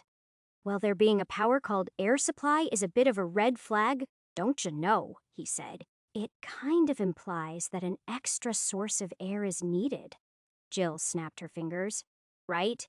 It's a dimensional bubble, whatever that means. Dan, she was interrupted by another notification. System inquiry detected dimensional bubble-type settlements are pockets of causal reality residing in the interstitial realm. Access to the material realm is typically granted via anchors or portals. The interstitial realm does not contain matter compatible with that of the material realm. Warning: dimensional bubble settlements cannot draw mana from the material realm. Warning: combat with interstitial beings is not recommended at your level. Thanks, sis, Jill said. So whatever we need, we have to bring in from outside, unless it's made from a power. Interstitial realm, Babu muttered, staring at the wall. His eyes began flickering back and forth, the sure sign of someone reading more System TAM-provided information. When I made Bertha bigger, Jill continued, it sucked in a ton of air even though I've got some climate control stuff generating air. I remember that, Sanjita said. It was like a hurricane blasting through the trailer. I bet a whole kilometer diameter of extra space would be a fucked-in worse, Sanjita grimaced. There would be more deaths, she said, tone flat. Hey, System, Jill said. Put warnings on options that are going to straight Zan up murder people if I take them. Will you? Adaptive settings updated. Good, Jill said. Well, it has to be air first. She selected it and braced herself. Every time she had taken one of Bertha's soul-bound powers, she had felt the changes in her truck as if they were happening to her own body, and some of them had been truly disturbing. But this time, there was nothing. Jill shut her eyes and focused hard, shutting out as much of the room around her as she could to feel what was happening in the rest of Bertha. Finally, she felt it. Her truck wasn't spending mana on creating and filtering the air anymore. So, no food production right away, Sanjita said. Her voice snapped Jill out of her introspection. She said. Right. So is stealing back to being plana, Sanjita asked and narrowed her eyes. Jill sighed. It's kind of a kick in the cooter, but yes. I'll also put food on the top of the list of things to ask for in payment from the commander. She stood. Hey, Babu, she said. He didn't answer, still engrossed in reading system boxes. Babu? Sanjita said, tone sharp. What? He said, jerking backward and looking around. We're done for now, but I've got a job for you after you talk to Buckman, Jill said. For you too, she said to Sanjita. Figure out how to level the settlement as fast as possible. Oak, Babu said. Sounds fun. What are you going to do? Something that's always a giant pain in my ass, Jill said. Convince someone to pay for a shipment I've already delivered. Dan. Chapter Shisen and Jill stepped out of the habitation module into the cargo nexus and took a deep breath. The air smelled just a bit different. A hint of grease and metal tickling her nostrils, replacing a slight outdoorsy musk. The new air was being made from magic, just like the old had been from the hearth of the Wolfad Xanon, but it had a new character. Machine, rather than nature. Whatever the smell, Jill was glad that something was dealing with the air. The funk of thousands of unwashed people in a building Zan-sized space wouldn't be pleasant without it. In the time that she, Babu, and Sanjita had been planning, many more people had woken up. Some were sitting in little clusters, sharing whatever food they had managed to take with them when they had run from their homes. Others were moving around.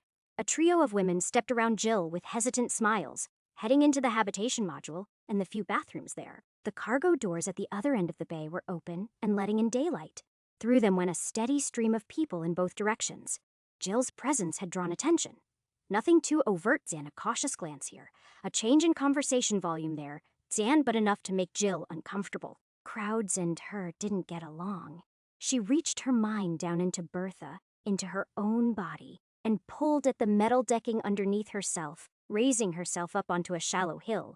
A careful tweak of mana moved the hill, and Jill along with it. Satisfied that her control was good enough, Jill crossed her arms, leaned forward, and pushed more magic into Bertha, balancing her body against the acceleration as the wave of metal propelled her forward. Jill didn't have a power dedicated to surfing through Bertha. Rather, it was a consequence of one of her earliest, but most important abilities: customization. The cosmetic and structural configuration of Bertha can be slowly changed as long as module limitations are not exceeded. Unlocks dimensional customization. The word slowly in the power description wasn't very accurate in Jill's opinion. How fast she could change Bertha depended on how hard she mentally pushed the ability and how much mana she dedicated to the task.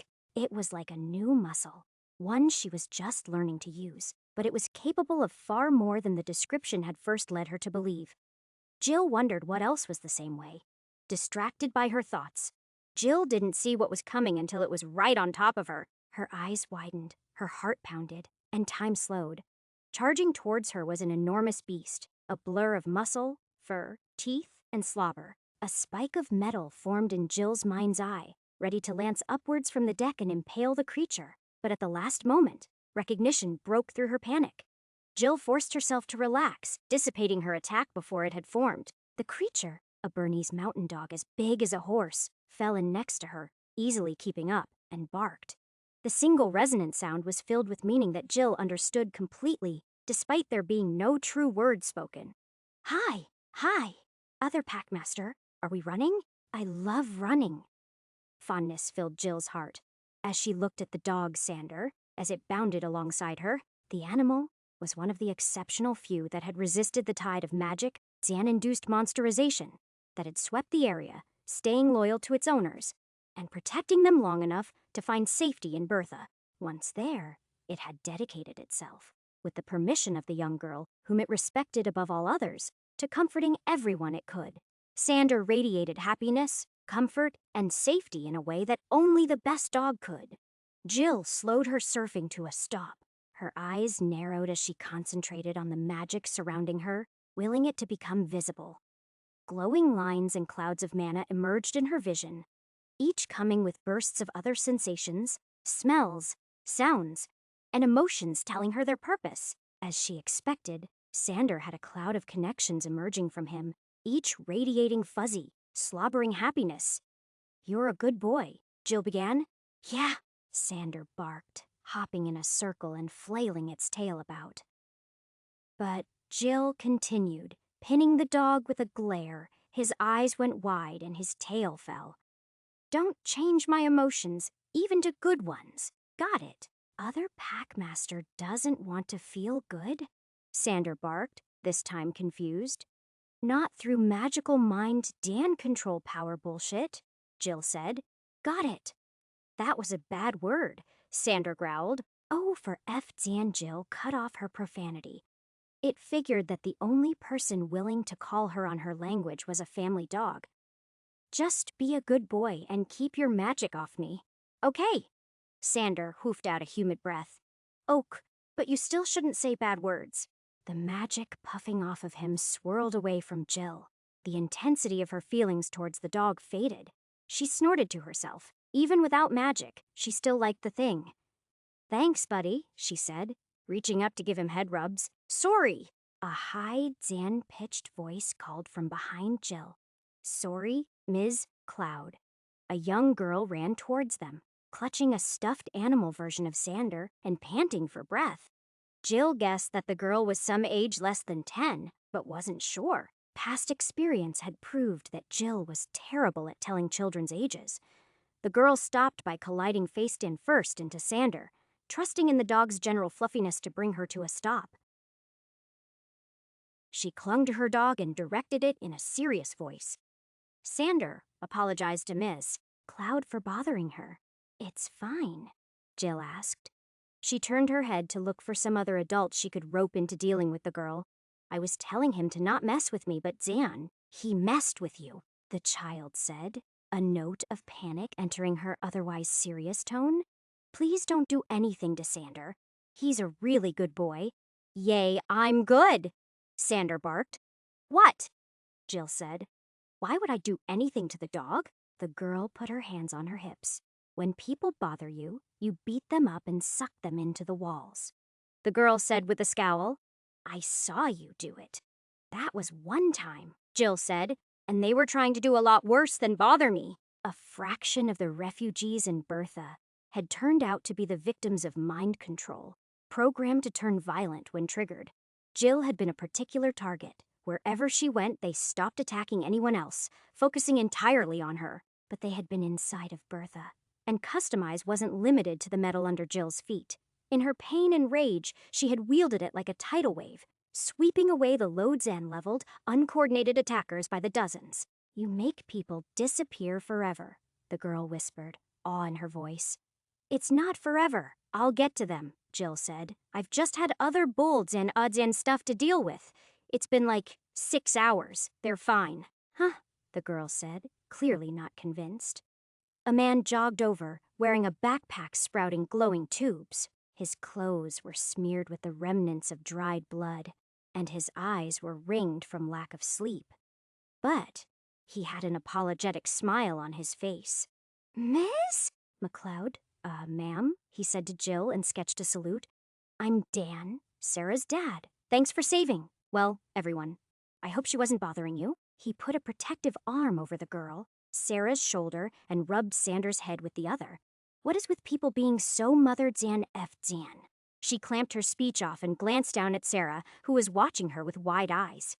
"Friendly about bothering me? I just told you," Sarah said with a scowl.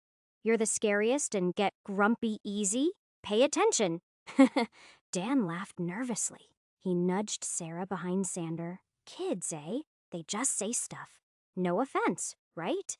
Jill snorted. "Oh, don't get your Zan self in a twist. I can live with being the scariest bitch on the block." "Bad word," Sander barked. Dan gave Jill a pained expression, flicking his eyes at Sarah. "Ah, shach, Dan." Jill took a breath. "Shoot. Sorry about that. No harm done, right?" "I'm sure it's fine. If I could ask you," Dan said, but was interrupted by Sarah tugging on his hand. "Daddy," Sarah said, "I've decided that when I grow up, I'm going to be the scariest bitch." "Bad words are bad," Sander whined.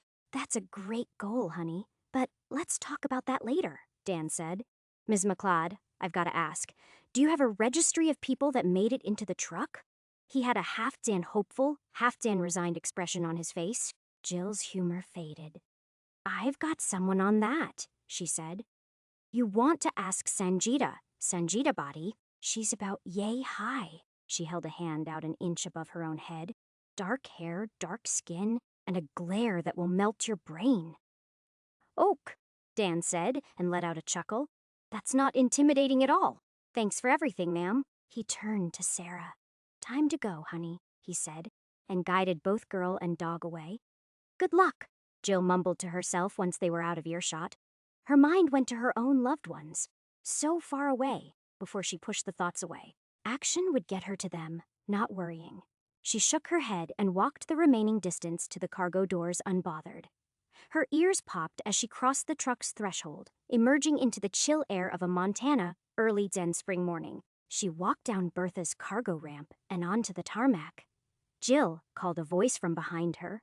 Leaning against Bertha's rear most right wheel was Ras. Jill turned to look at him. His clothes were still rumpled from his recent sleep, and the eyes that met Jill's were dull. But his free hand rested on the pommel of his soul-bound sword, strapped to his waist, ready to draw it at the first sign of danger. "Hey," Jill said and walked over to him. "What's up?" "Kevin has a dinosaur," Ras said. He yawned. Jill blinked, then remembered. The night before, Ras's young cousin Kevin had excitedly proclaimed that he had one as a pet. Jill, too tired to deal with it, had delegated the issue to Ras. "And is it a toy, or—" Jill trailed off. "It's a 3-foot tall feathered stegosaurus. Last I saw, the two were curled up together in bed. That sounds goddamn adorable, but it's not going to go crazy and try to eat anyone, right?" Of all the monster types that had attacked Jill and Bertha the night before, dinosaurs were her second, Dan most hated. A swarm of velociraptors had even managed to jump onto Bertha and tear their way through the armor, forcing those inside to fight them guns and to Xantalon. It hadn't been pretty. "Nope, nothing to worry about. Kevin took a Beastmaster class and says it's tame," Ras said. He shook his head. "Looking at it was," he paused, "weird. It looks exactly like all the monsters we've been killing, but it didn't feel like them. I guess I'll have to live with that, Jill said. She let her gaze sweep over the tarmac. There aren't many monster corpses out here, and the guns haven't fired all morning. Where are all the monsters? Raz shrugged. No idea. Maybe things have calmed down for a bit. Maybe, Jill said. I collapsed last night faster than a hard Xanon in ice water, where we attacked while I was out cold. There was a cluster of vampire bats in the mid-Xantine levels around 3 in the morning, but I stopped them before they got too close to the airport, Raz said. You were outside, Jill asked. Like on what, a patrol? Shit, you must be exhausted. Yeah, I'm tired, but Bertha's only in one place. The rest of the airport was vulnerable, Raz said. It was good to be doing something. Not much on my plate now. Jill tilted her head and acknowledged the point. Raz was one of the highest Xan-level people in Bertha, and as far as she knew, he had taken powers exclusively dedicated to combat. He'd only had his magic for a day, the same as the rest of them, but he could more than handle himself. Jill had seen his soulbound sword do incredible things. I bet you didn't get paid for that, though, did you? She asked. Raz said. No one asked or anything. It was just the right thing to do. Big damn hero, you are, Jill said and punched him on the shoulder. For him. She didn't hold back, and the lazy strike hit with a sound like a baseball bat on a slab of meat. You've got to watch out for doing that too much, or people will take advantage of you. Raz didn't acknowledge the impact. You're lecturing me about helping too much? He asked and gestured at the people coming into and out of Bertha. Yeah, Jill said and scowled. Do you know how much less bullshit I'd have to put up with if I'd minded my own business? Raz chuckled, but there was no heart in it. Anyways, I'm going inside to bargain, and I've got a list of shit I want to get for Bertha, Jill continued. So I'm going to take credit for all of your do-zan gooder zan ing. Want me to come along? Raz asked, sounding hopeful. Jill shook her head. Nah, I'll be fine, she said. Her eyes narrowed at the man's disappointed expression. But I do have a job for you if you're determined to still volunteer. It's going to be annoying at best, dangerous at worst. Raz came off the wheel and stood straight, a spark coming back to his eyes. What do you need? Prisoner processing, Jill said. She pulled a face. Well, maybe prisoners? I don't fucking know. We need to deal with all of those Xan-controlled schmucks from last night. She extended her senses to the person's Xan-sized pockets of air in Bertha's trans-Xan-dimensional metal walls, feeling the bodies there. They were still warm, and Jill could feel that Bertha's magic was swapping out bad air for good, so they were still alive. But none were moving. They seem comatose, she reported. But we need to get them sorted before they starve to death, and I don't want anyone dangerous on board when we leave. I'll get some fighters together for security, Raz said and started to pace. And maybe you can make a space with bars to hold them. He paused for a moment in thought. Right outside the med bay, so we can get one of the docs to look at them if they can't wake up. Jill nodded. Good thinking. Get everyone together. I shouldn't be longer than half an hour. Will do, Raz said. It only took him a few steps and a jump, one arm grabbing onto the doorframe to spin him around for him to disappear into Bertha, intent on his mission. Jill let her eyes wander over her truck, taking in the striped red paint specked with dirt and the machine gun Xan-toting turrets stained with gun smoke by the barrels. An idle flex of her will and a few mana points, regenerated in just an instant, left Bertha shining with a fresh coat of wax. She cracked a smile at the sight. She missed how Bertha had been just a few days ago, but her home was only getting better. She turned towards the airport and started walking. Fast. Time to twist some arms. Zan. Chapter Shasid Zan. Oh, wow, it has been a while. First off, an apology. I meant to take a short break after finishing Book R because I was feeling burnt out. That turned into several months of not working on Battle Trucker, and even longer here radio silent. I'm really sorry about that, everyone. This is not abandoned, I just needed a break. I spent the time getting my head back on straight and working on a couple other projects. For Book Sen, I have enough chapters of backlog now that I'm comfortable getting the posting schedule back. So, the next chapter is going to get posted this Friday. June Arshabath Th. It will then continue on a My F schedule. Exciting news for Book R. It is being released on Audible and Ku Anjalai Arshasen RD. The audio is narrated by Zura Johnson again, who is absolute fire. Less exciting news. That means I have to stub book Launsaoshi air. Being that it would be really weird to have just the first Bifendrashur of Book R orphaned after Bifendrashur of Book E, I'm going to remove it entirely.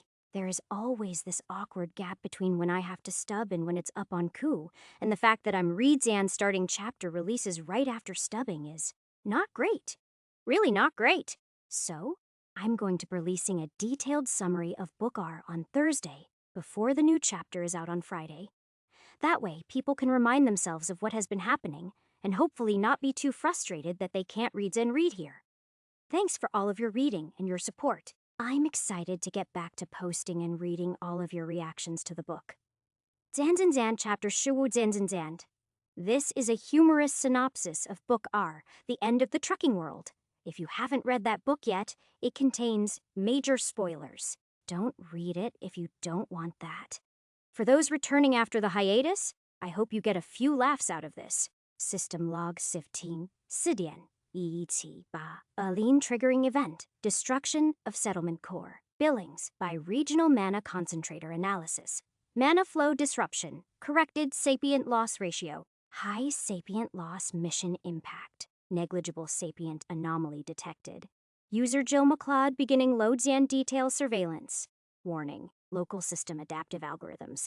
Anomalous. Log may be silly. After her harrowing Haidzan speed highway hijinks evacuating what people from Billings she could, and a night's sleep, Jill took on her most challenging post-Dan apocalypse task. Yet, dealing with bureaucracy and logistics, she just wanted to get moving to Boston, but had unfortunately filled her truck with all of these defenseless Lodzan-level people who needed ridiculous things like food and a place to sleep. The Billings airport was likewise swarming with refugees, many of whom declared their loyalty to Bertha the moment they saw the badass, red Zan painted, bullet Zan spewing, death Zan roaring truck. This added to Jill's logistical problems. But saying no to them, or kicking out, would have felt far too much like emptying a sack full of puppies in the middle of a scorpion sanctuary. Besides, they were officially joining the Sodzan Nude Zand ITT, still Zen Zand. That Zand, Nude Zand settlement, Zand smell settlement of Berthaville. If they belonged to her truck and were paying their mana tax, Jill really couldn't get rid of them. Magical truck upgrades, plus a little bit of negotiating with the not Zan at Zan all Zand authoritarian new leader of the airport for the location of a food warehouse, took care of her problems. Then, it was time to hit the road. They encountered an underwater monster that was a bit snappy and a road that was strangely stretched. But otherwise, their journey to the food warehouse was uneventful, except that it was now a space-Jan expanded monster lair led by a titanic Betathrade sunflower that nearly fried Bertha to a crisp. Jill dealt with the problem the way she did most things, by applying Bertha at high velocity and punching the ensuing chaos. She held down the truckfort, getting her ass moderately kicked in the process, while her combat trio Zan Babu Ras and Mia Zen invaded the lair and dealt with the beastly boss. At some point in the middle of all that, somehow politics happened. Yay? Thus followed an interlude in which Jill killed Pikachu and penetrated a young man's ass. Want to know more? The Kindle Unlimited and Audible copies of Battle Trucker Book R. The End of the Trucking World goes out on July Arshasen RD. Narrated by Zura Johnson and video available through Only Bertha after creating a kilometer Zan scale dimensional pocket inside of Bertha. No big deal. Jill and the rest continued on their journey to the out-Zanting contact military bases. They'd agreed to check out way back in Battle Trucker what the truck. They discovered and investigated the remains of a covert military research facility whose staff had made poor choices.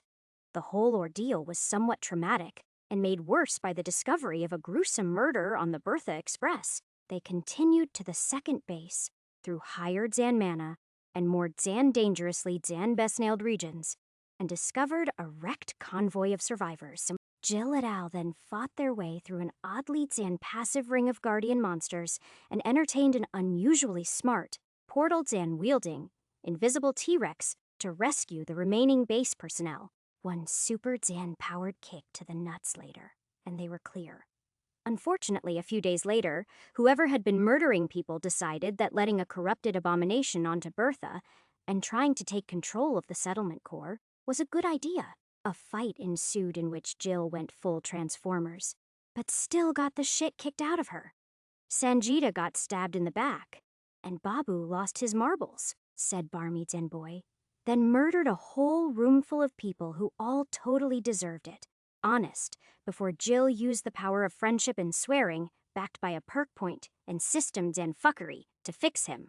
Abomination driven off. For now, they continued on their journey, deeper into more Zan-stretched space. Even though Bertha's ridiculous driving speed was being countered by having more miles to travel, they were still making progress, right up until they ran into the source of all the new terrain and the high magical density, a line of blazing mana singularities reaching into the sky. Their radar revealed a tiny path through, but it was far too dangerous, and Jill had to turn back.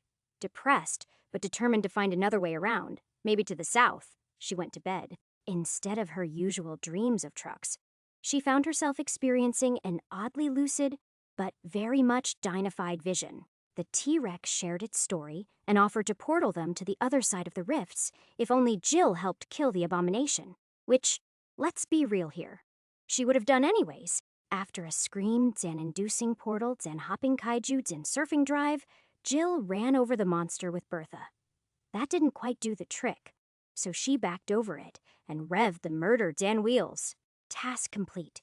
She and the triumphantly titled Tammy the T-Rex then portaled through a tiny hole in the rift, earning Jill a new class upgrade and causing no side Zan effects at all. End log supplemental log available. The adventures of the best, fluffiest, biggest doggo boy, Sanders, continue. Zandinjand? Chapter should out, Zandinjand? What do you mean we're in Minnesota? Demanded Jill McLeod, newly minted trucker of the Infinite Road. She sat in the driver's seat of Bertha, her former big rig truck and now soul-bound modular vehicle, a budding fortress on wheels and home to over Woodsen people. She stared at an unfolded travel atlas pinned to the dashboard in front of her. Did some monster shove all the rest of North Dakota up its asshole while we weren't looking? A man baddie, owner of the map and a class power that could fix their position on it, shrugged. I suspect we simply bypassed the area if it is still there, he said, one corner of his mouth lifted. But stranger things have happened than your anal monster theory. A roar sounded outside that rattled the armored windows. Tammy, an oversized T-Rex turned flying feathered wyvern, swooped past them, screaming with joy at her new form.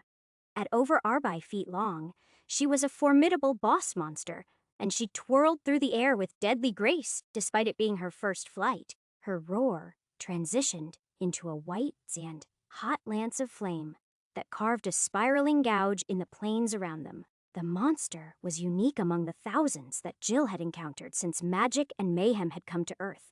Not only was it intelligent enough to speak, in a limited fashion, but it also didn't immediately want to murder every human it saw. Capable of teleportation and invisibility, it was a wily creature that had, through a dream, enlisted Jill, and therefore all of Bertha's residents to help kill a twisted invader to its territory.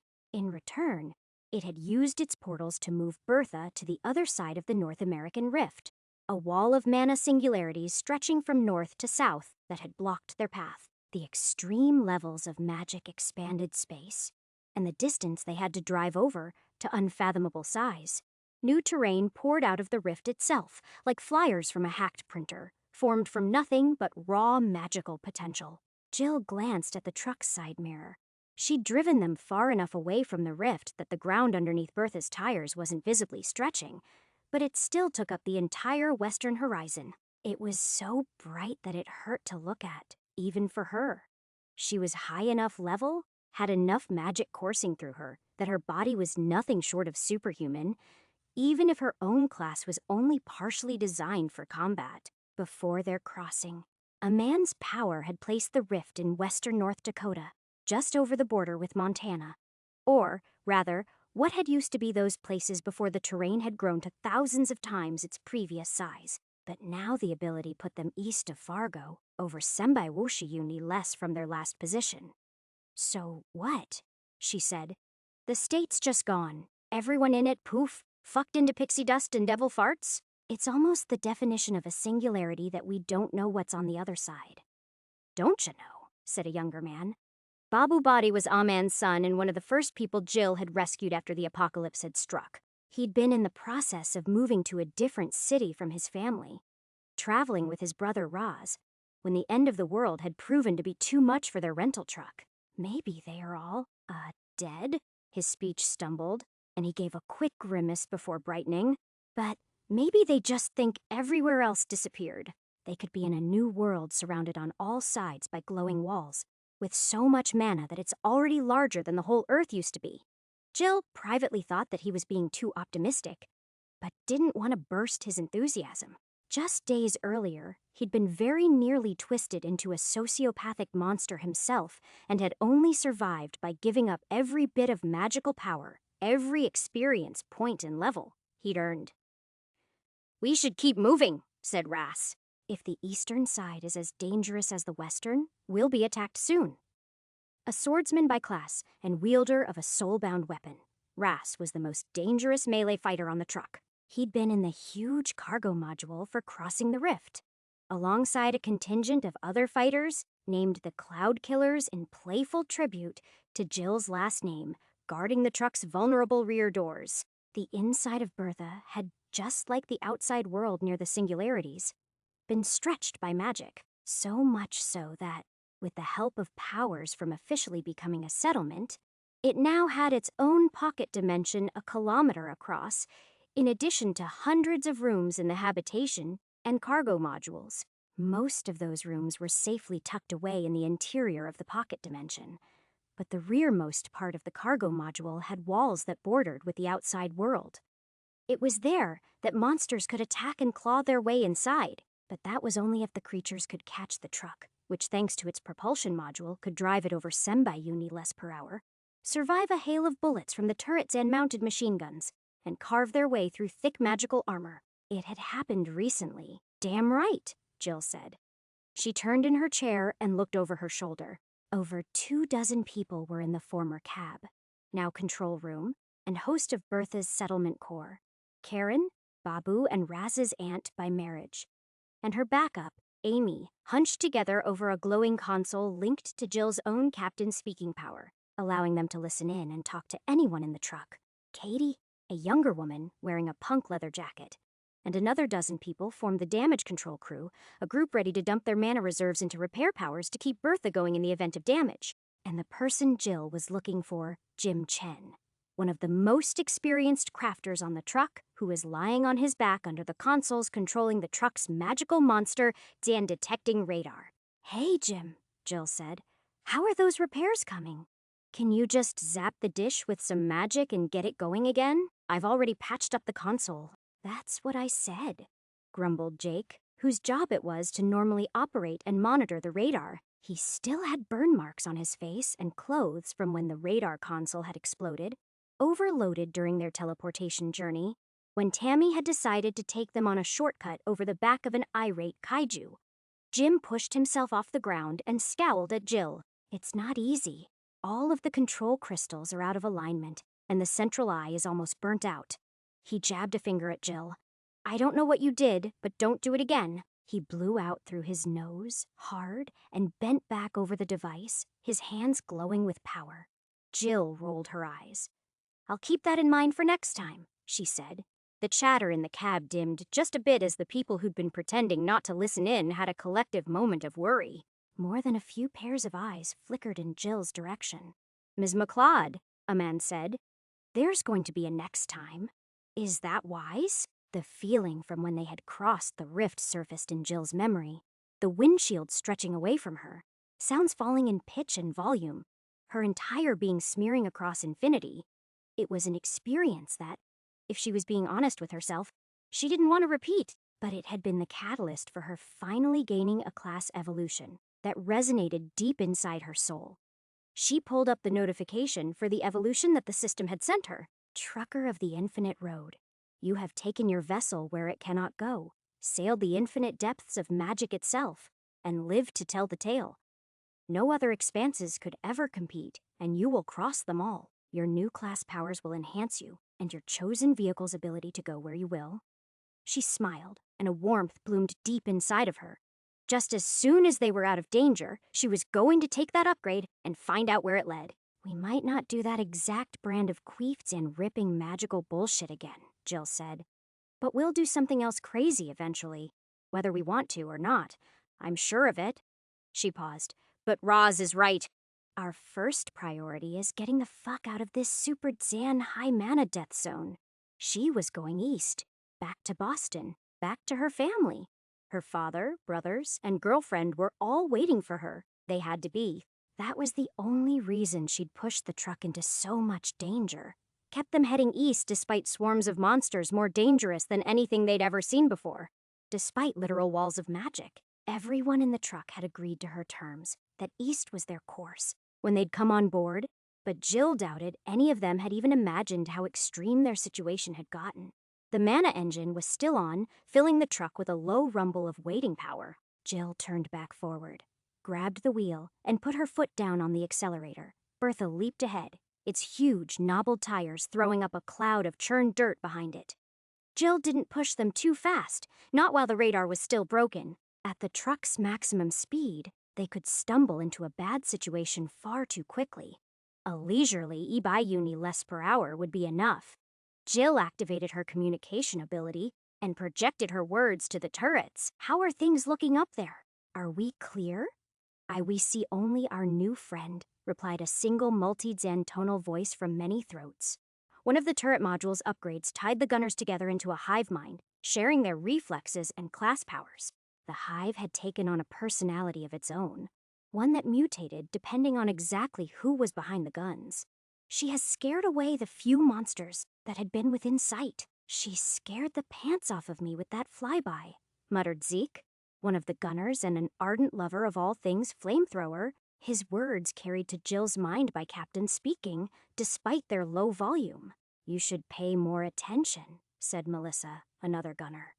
Focus. Constituents, the hive said, using both of their voices alongside the rest to admonish them. We see a dust cloud to the south that may be trouble. I'm turning us north, Jill said and did so. A minute passed and the cab settled into almost its usual rhythm, though it was punctuated by the occasional swear from Jim as his repairs failed. A shadow flickered across the ground ahead of them, and Tammy swooped down in a spiraling twirl that made her feathers stream out, streamers of green and gold. Someone in the cab oohed in delight and clapped. Yeah, she's pretty and she's friendly, Jill said, raising her voice. But remember that she's still a monster over level Ibaiwensausher. O could rip you a new one if she felt like it. And that's if she's not dumping monsters on your head for your own good, to toughen you up. Another roar shook the windows as if Tammy could hear her and agreed. Don't worry, boss, said Bobby. We sure ain't gonna forget what they can do. He was one of the backup drivers who kept the truck moving when Jill was busy or asleep. Do you, want me to take a shift? Jill's hands tightened on the wheel in reflexive possession, but she forced herself to relax. She would have plenty of time to drive after she dealt with her class upgrade. Yeah, she said. Zan Hachaka. Jim's shout of triumph interrupted her. Got it. One fixed radar and a bucket load of experience points as a reward. Now, let's, see? His voice trailed off. Oh, that's not good, said Jake, seated in front of the radar consoles and staring with wide eyes as the screen populated with its first returns. Spit it out already, Jill said and sighed. How fucked are we? Monsters incoming from the south, Jake said. A swarm of flyers, at least whoosher of them, and a boss at level Zosharar, range and bearing to follow. Oh, Jill said and grinned. Is that all? She was easily the highest Dan-level person in Bertha. As its soul-bound owner, the one who'd invested her own class points into it, who had sacrificed the millions of experience points needed to transform it into a settlement, she received a tax of experience for almost everything that happened in the truck. Every kill from a gunner, every item made by a crafter, every completed quest, every time one of the children learned something new, it all gave her a trickle of magic. that had built up on top of her own achievements to get her to level Yelunin, with stored experience to push her even higher just as soon as she evolved her class. The people firing Bertha's guns were much weaker than her, much weaker than the monsters coming their way. But that didn't matter too much. The power of the guns relied on Jill, just like the toughness of the armor and the truck's speed. Without Bertha, the swarm would kill all of them. With it, they would only grow stronger as they reaped experience points for the kills. "Time for a fight, everyone," Jill said. "Hold on to your butts and let's get some XP. Zan Zan Zan." Chapter Shitsi Zan Zan Zan. An old Zan school, glowing green lines swept the glass display at the radar console, its motion mirroring the rotating dish in a mana, Zan transparent armored cowl atop the hood, a shifting cluster of red dots, each labeled with a tiny number giving its level, showed the mess of monsters chasing Bertha. But more important was what it didn't show: an ambush waiting ahead of them. With its eyes opened, Bertha could run free without fear. Jill pushed her foot down on the accelerator, and the truck surged forward. Not that anyone inside could feel it. The Explorer upgrade Jill had taken for the armor module had inertial resistance at over 5% strength. So without breaches in the armor, or some other magical effect to counter it, accelerations and impacts from outside of the truck did nothing to the inside. The view out the front window danced up and down as the truck slammed its way over small rises in the plains. Even the smallest hill made for sudden jumps when going hundreds of miles an hour. "We're pulling away from them," Jake said. "Weren't we, going to fight?" Yeah, I'm getting to it," Jill said. "I didn't think they'd be so slow. What's chasing us? A bunch of flying slugs?" She checked the speedometer. It was in metric, like everything System Zan made. But an instantaneous mental conversion put their speed at just over 10 uni less per hour, still y'all below the truck's maximum. "All right, people," she projected to the gunners in the turrets, the fighters stationed in the cargo nexus, and just for good measure the rest of the crew in the cab behind her. "We could just outrun this swarm, but I say that we harvest it. Anyone have a reason not to? Fuck 'em up." "Woo!" came a dozen semi-incoherent, shouted responses, none objecting. After they had died down, one smart Xanass belted out, "For the honor of Bertha, our immortal queen." Jill rolled her eyes but couldn't help laughing along, then cut the communication power. Battle stations," Karen announced, taking control of Captain's speaking from her own console. "CKs to the cargo nexus. Non-Zan combatants to the gymnasium." "Here we go," Jill yelled. She hauled the wheel over hard and engaged the torque converter on its forward axis, stopping Bertha from flipping from the sudden turn. Bertha's massive tires churned up a wave of torn dirt and brown grass as the truck pulled through Yoardine degrees, more like a rally car than an Shubad Zan wheeler. "Jake," a man said as Jill centered the wheel. "Report the range to contacts."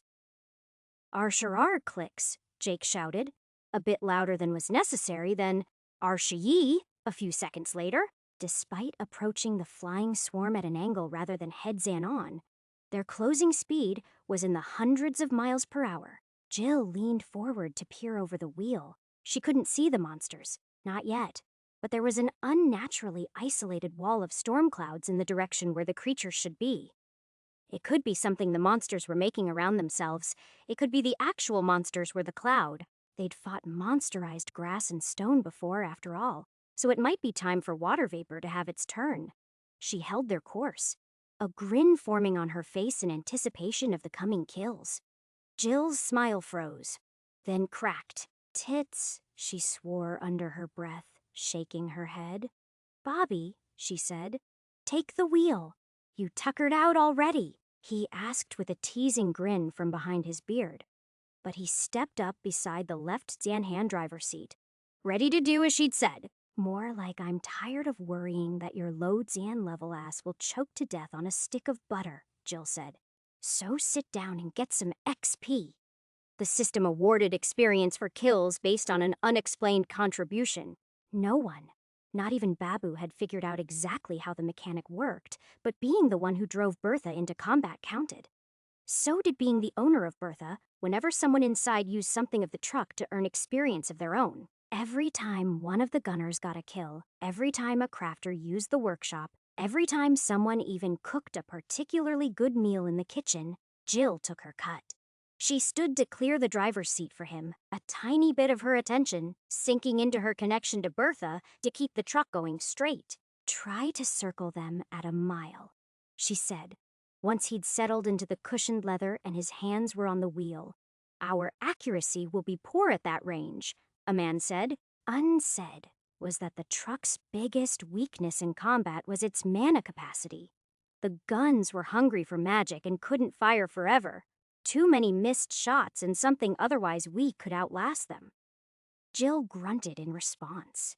"Maybe, but I don't want to get too close. Not until we see what kind of monsters these are and what they can do." She leaned forward, resting her elbows against the headrest of the center forward seat, and stared out the armored windshield. Scarlet lightning flashed between the clouds, revealing for an instant a herd of 4 Zan-legged silhouettes, one larger than all the rest put together. That must be the level Josharar. "Sugar Shack!" a man shouted, almost jumping out of his seat. Jill flicked her eyes to him and blinked at what she saw. Tammy had swooped down to fly right next to Bertha, her iridescent belly feathers almost touching the ground, and her toothed Jan-filled grin just feet from the passenger window. The wyvern cocked her head to the side, the crest of feathers on her head somehow tall and proud, despite hundreds of miles an hour of wind. Yeah, Jill said, and rolled her eyes. "You're more startling than a slap to the cooch." She gestured with her chin to the cloud of monsters, then pointed at Tammy. "You going to help?" "Friend play," Tammy bellowed, her roar loud even through thick armor. "Amazing," Babu said, staring at Tammy with a wide grin on his face. Her evolution made her even smarter. Jill wasn't sure how she felt about that. "Our clicks," Jake said, his voice higher in pitch. "We opening fire," reported the hivemen, an instant before the cab was filled by the bursting. Ripsaw roar of the turrets, their rate of fire boosted by magic, far beyond what single Zan-barreled Wuxia caliber guns were mundanely capable of. Screaming higher and louder than all the rest of the guns was Blossom, Mia's soulbound and barely person Zan portable rotary cannon. It was the most mana Zan hungry of all the weapons, but also by far the most powerful. Tracer fire burst ahead of Bertha. Brilliant bullets fired so rapidly as to appear like continuous lines connecting cloud to truck. The opening riff to Hell's Bells began to play through Captain speaking as the band of bards in the turret-ready room went to work. Wisps of magic blasted along with the rock music, curling around everyone who could hear. A hungry alertness filled Jill's veins as her own heart synced up with the beat. Bobby threw the wheel over and Bertha swerved to the side. "I'm holding the range, boss," he shouted. A flash of lightning exploded from the cloud, crossing the mile between them to strike just above the forward window in a flash of light and a clap of sound. Pain pricked at Jill through her soulbond with Bertha, as a fist-sized divot of armor exploded into glowing plasma. Jill willed Bertha's key stats to appear and a blue box popped into her vision. Soulbound modular vehicle. Bertha, armor. 43260分之42708 durability 309000分之308621 mana 309000分之198722 Well, that was nasty, Babu said. "I don't think I would want to be outside for that." "Don't you know?" Jill nodded and grimaced as the mental image of a person being unceremoniously vaporized into a boiling cloud of red mist flashed through her mind. Forget about a person. No non-Zan magical vehicle, even a heavily armored tank, could have taken the hit, even if to Bertha it was just an inconvenience. The truck had Baifanji by Isharar, elemental resistance to blunt the effect of the lightning strike on top of Wu Tiantian Sengondi of armor. All from the class points. Jill had invested in the armor module. She'd have to ask Babu exactly what it meant to have over Baifanji by resistance. As over Wu by armor damage done, said that it wasn't complete protection. She doubted there were more than a half-dozen people in the truck that would have lived through the lightning, even if their powers were dedicated solely to combat. Raz and Mia probably could, and Babu too before he'd been forced to give up all his own magic and start over. If Jill was wearing one of the Bertha Zan-made armored suits, she'd have been rattled, but fine. Without it, her own Lieutenant Seisher hit points might have been able to weather the strike, but she wouldn't have wanted to chance it. She-mouth econs till fixed, Katie called out, unworried and unhurried. A cool surge of magic washed over Jill's phantom pains as the younger woman activated one of her repair powers. The relief wasn't to last. The next bolt hit the trailer, and then just a few seconds later, a third blasted a crater in Mia's turret armor. They hadn't scored any kills of their own in response. Katie kept up with the incoming damage, but Jill knew that the young punk woman's mana wouldn't last forever. Bertha's mana gauge in the Dash 2 ticked lower, bit by bit, as bullets flew into the sky to no effect. This isn't working, Jill said. Gunner support team, a man said, his voice echoing with a communication ability of his own. Switch from damage boost to accuracy. A half-dozen other surges of mana twisted around Jill as the cab crew activated their powers, each carrying with it the signature of the caster, scents of earth, metal, and hairspray, blues, greens, and browns, with one vibrant pink that seemed to linger around Jill. The rock music cut off, replaced a moment later by Flight of the Bumblebee on electric guitar and bass, the frenetic wings of that song tickling Jill's eyes and ears. Routing radar data to the gunners, Jim shouted, his voice muffled from his hands and head being shoved under and up into the radar console, the glow of his actinic blue magic sparking around him. Why in the badger balls don't we always do that? Jill asked. 'Cause I'm going to have to fix the dish after this, Jim shouted, again. Jill bit off her reply as a powerful surge of magic washed over them. 7 different flavors and feels of mana all blended together into a harmonious buzzing symphony. The smooth parabolas of tracer fire bent into corkscrews as the hive's power took hold of the bullets, homing them in on their targets. First one, then another and another 4 Zan-legged monster fell out of the storm cloud, each trailing its own dissipating trickles of black fog. A kill notification appeared in Jill's vision, the numbers ticking up as more monsters fell. Stormsteed, X-Wu defeated. Your contribution. 514 Wu-Tsen Senbai Wushu experience gained. Jill nodded and narrowed her eyes. Now what are you going to do? She asked under her breath. The balance had tipped in Bertha's favor. If the hidden boss monster was going to reveal a special ability, it would have to be soon if it wanted to live. It was either that or flee, and Bertha had proved itself faster. Thought so, Jill said, as the storm began to change. It whirled faster and contracted, growing somehow darker as if it were sucking the light of day in rather than just blocking it. A dozen bolts of violet lighting exploded out at once, leaving behind rising orbs of crackling electricity in their wake as they danced through the sky. They were slower than the previous, more natural. Bolts, but they too swerved to follow their target. Bobby's sudden dodging pull of the wheel threw one off, but the rest struck home. Jill bared her teeth at the welts of pain that erupted over her body, each a weeping wound in Bertha's armor that sent out crackling arcs to score further scratches. Over 10 armor damage hurt, and it would take Katie several minutes to fix. So Jill pushed sure of her own mana into hold together. The repair ability was one of the first powers she'd taken, and while it was so managed and cheap that Jill could use it all day, its rate of repairs was low. Another kill box popped up into Jill's vision, and the cloud shrunk just that bit further. Scorched or not, Bertha was winning. That's not going to be good enough. You cross-Dan-dicked horse-fucker, she growled. Wait, but it's a horse, right?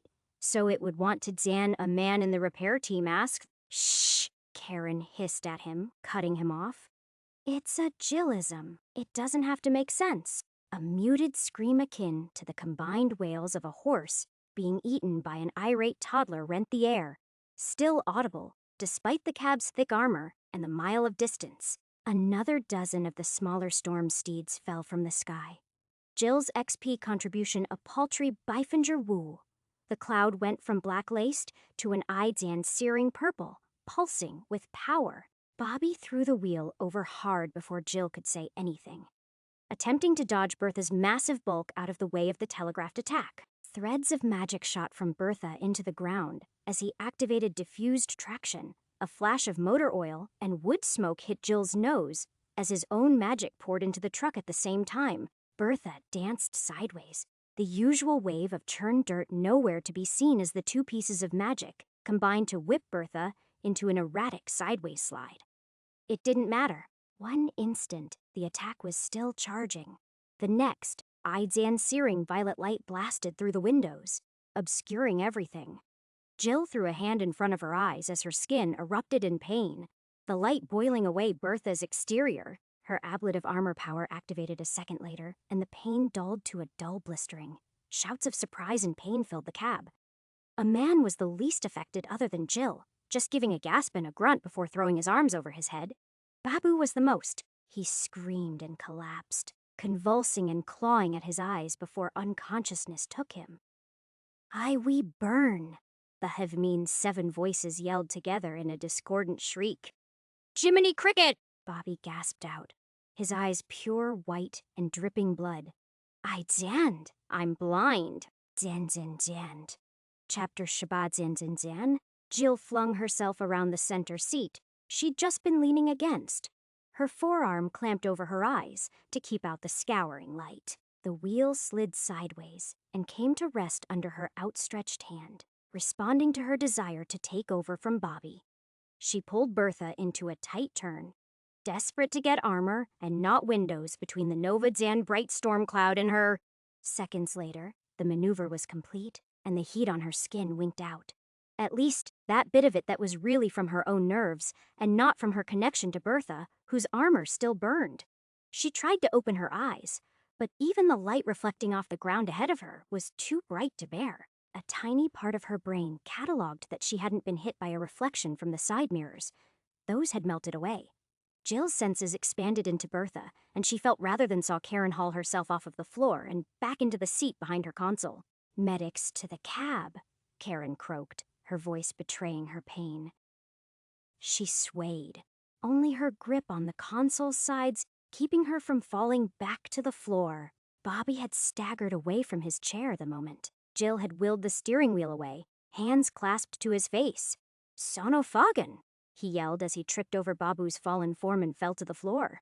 He tried to stand but didn't succeed. Bobby, Jill said, stay down until the medics get here. You're out of this fight. She sunk a tiny bit of mana into customization and summoned a localized, rippling wave of metal in the deck, propelling the two of them to the back of the cab, farther away from the windows. Gunners, a man said, voice pained but level. Despite having been hit just as bad as Bobby, swap for replacements. You're no good blind. The current set of gunners were the best in the truck, but they couldn't be on duty all the time. 2 other full crews waited in the same room that the Bards played in, ready for just this situation, or worse. Pain in the taint. Jill swore as a lightning bolt from behind blew a chunk of armor off of the rear cargo doors. She hauled the wheel over in a blind dodge, and this time Jill rocked to the side, just a bit. Somewhere on Bertha, the armor had been breached, and that gap was enough to degrade the inertial resistance. Cargo Nexus, Jill shouted, resting the communication power back under her control for an instant. We're hold. Get ready in case Jan. The flare winked out, its power spent, and Jill swallowed at the sudden cessation of pain. She dropped her arm and opened her eyes, but her vision was still obscured, covered in multicolored blobs and streaks. Jill's status popped up in front of her without her prompting perfectly visible in front of the riot of colored shapes. The active condition flashed at her. Jill McLeod class, battle trucker level, 100 HP, 2070分之2012 MP, 3090分之3027 XP, 5 4950分之779484. Ling conditions. Storm flashed. Hemorrhoid 减 popping. Corn 减 studded. Period shit. Jill yelled, pushing Lou by Me Anna into swamp water vitality. Her magic scoured away the lingering spots. A mere physical ailment no match for the power of profanity. Jill leaned forward to scan the sky for where the next attack was coming from, ready to pull the truck into an evasive slide. A twist of mana into hold together, and the side mirrors pulled themselves back together, restoring her backward view. The storm cloud was gone, replaced by dozens of wisps Jan trailing horses, each galloping across the empty sky in a different direction. The herd had decided to cut and run, to save as many of themselves as they could. But the boss, the one with the intelligence to make that kind of decision, was nowhere to be seen. The door at the rear of the cab, an armored metal hatch, swung open, and a teenage boy wearing a faintly glowing white doctor's coat leaped through.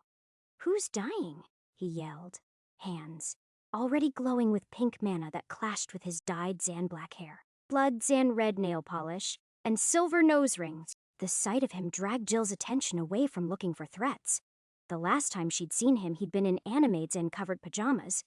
His hair had been a different color, and he'd been piercing Zan-free. "Sam," Karen said to him, fear in her voice. "Babu's unconscious." At the same time, Katie yelled, "That fucking monster blinded us." There was a flash of pink magic as the young doctor activated a movement power, coming to a stop next to the prone and still form of Babu. "He'll be fine," he said after a moment. "Just too low Zan level to deal with this condition. It's actually going to take some tricky stat substitution in order to Zan. If he's stable, leave him," Jill interrupted him, shouting over her shoulder. "Cure the gunners first, then work your way through the cab." "Sorry, Karen Aman, but we need our firepower back." "So what? I'm just supposed to sit here?" Katie asked. "It's called triage, grease monkey," Sam huffed. "But since I'm here, you get the rush job." He flicked his hand. A storm of pink petals rushed from his fingers and surrounded Katie's head in a fluttering halo. Then it condensed onto her eyes, electing a shriek of pain. "That didn't have to hurt," he said, "but you deserved it." "Sam!" Jill snapped as she put Bertha through an evasive slalom. "Pull your dick out of your mouth and get to work." The doctor gave an eep sound and ran out the door. Jill shook her head and scanned the sky. "Where is that thing?" she muttered and took Bertha into another evasive juke just in case. "Gunners," a man said. "Use any observation powers and find that boss." We are looking," the hive said back, its mixed combination of new voices uncertain. The job was done for them when an unnaturally large lightning bolt struck the ground where Bertha had been just a moment before. Out of the ensuing burning cloud of grass and dirt emerged the storm steed. The monster was a black stallion, censure feet tall at the shoulder, and trailing a billowing cloak of violet. Zan lightning, Zan shot storm cloud. Crackles of heat lightning steamed off its flanks in lieu of sweat as it leaped back into the sky. Gaining the high ground before charging in pursuit of Bertha, it opened its mouth and shrieked, revealing massive, sharp obsidian teeth and a gaping, hungry void where its tongue and throat should be. "Eat bees, fucker!" the Hivimind yelled. The turrets roared and a half-dozen streams of Wusha-caliber bullets cut through the air. This close they couldn't miss, and the boss was so set on its pursuit that it wasn't even trying to dodge. Hundreds of rounds hit in the next few seconds, each one carving a divot from flesh in an explosion of black, bloody mist, and the monster screamed again, this time in pain rather than rage. But while the boss's heaving skin looked like nothing so much as a golf ball, it was reforming as quickly as it was being carved away. It was faster than before, but not fast enough, and Bertha kept pulling away. The louder ripsaw sound of Blossom joined those of the machine guns. Mia might be blind, but someone else had taken over her gun. The steed changed tactics and dove for the ground. Its front hooves hit the ground with a twin flash of lightning, then the rear, and the grass caught fire. It pulsed with power, the ground cratered underneath it, and its form dissolved as it flashed forward. Pain erupted in Jill's side. Armor groaned and bent inwards as the attack struck home. The blow powerful enough to push the Yowlin or so tons of Bertha that existed outside of its dimensional bubble off course. Jill slammed on the brakes and whipped the wheel around, flinging Bertha's trailer around and hoping to smash the monster under the wheels before it withdrew from its attack. The truck jackknifed, and Jill realized that her move had been useless. The storm steed had abandoned its physical form to become a writhing mass of cloud and lightning, clinging to Bertha as the truck twisted around, scouring the armor with blades of wind and blasts of electricity. Jill flicked on the eel paint and Bertha's own lightning crackled over the armor, but it didn't seem to do anything to the clinging, incorporeal electric monster. Bad prey.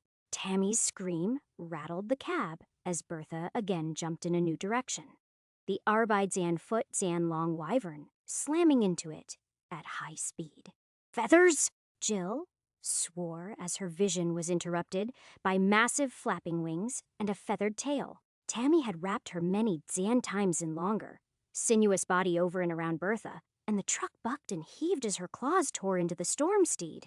A surge of magic accompanied every flash of the wyvern's claws, forcing the storm back into its physical form for a split second each time, just in time to be torn. Blood trailed the speeding truck in great arcs before boiling away into angry black mist as Tammy defended her friend.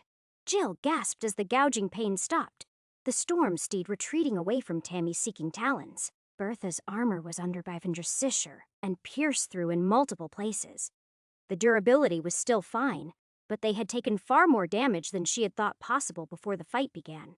I'm Dan, gasped Katie. There was a stutter in Bertha's repairs as she collapsed into a chair, nearly unconscious from low mana and her powers failed.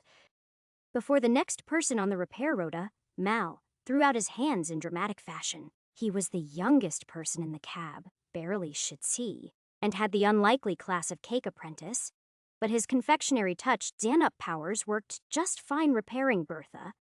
Fear me. Pray, Tammy bellowed and launched herself off of Bertha, causing the truck to sink on its suspension.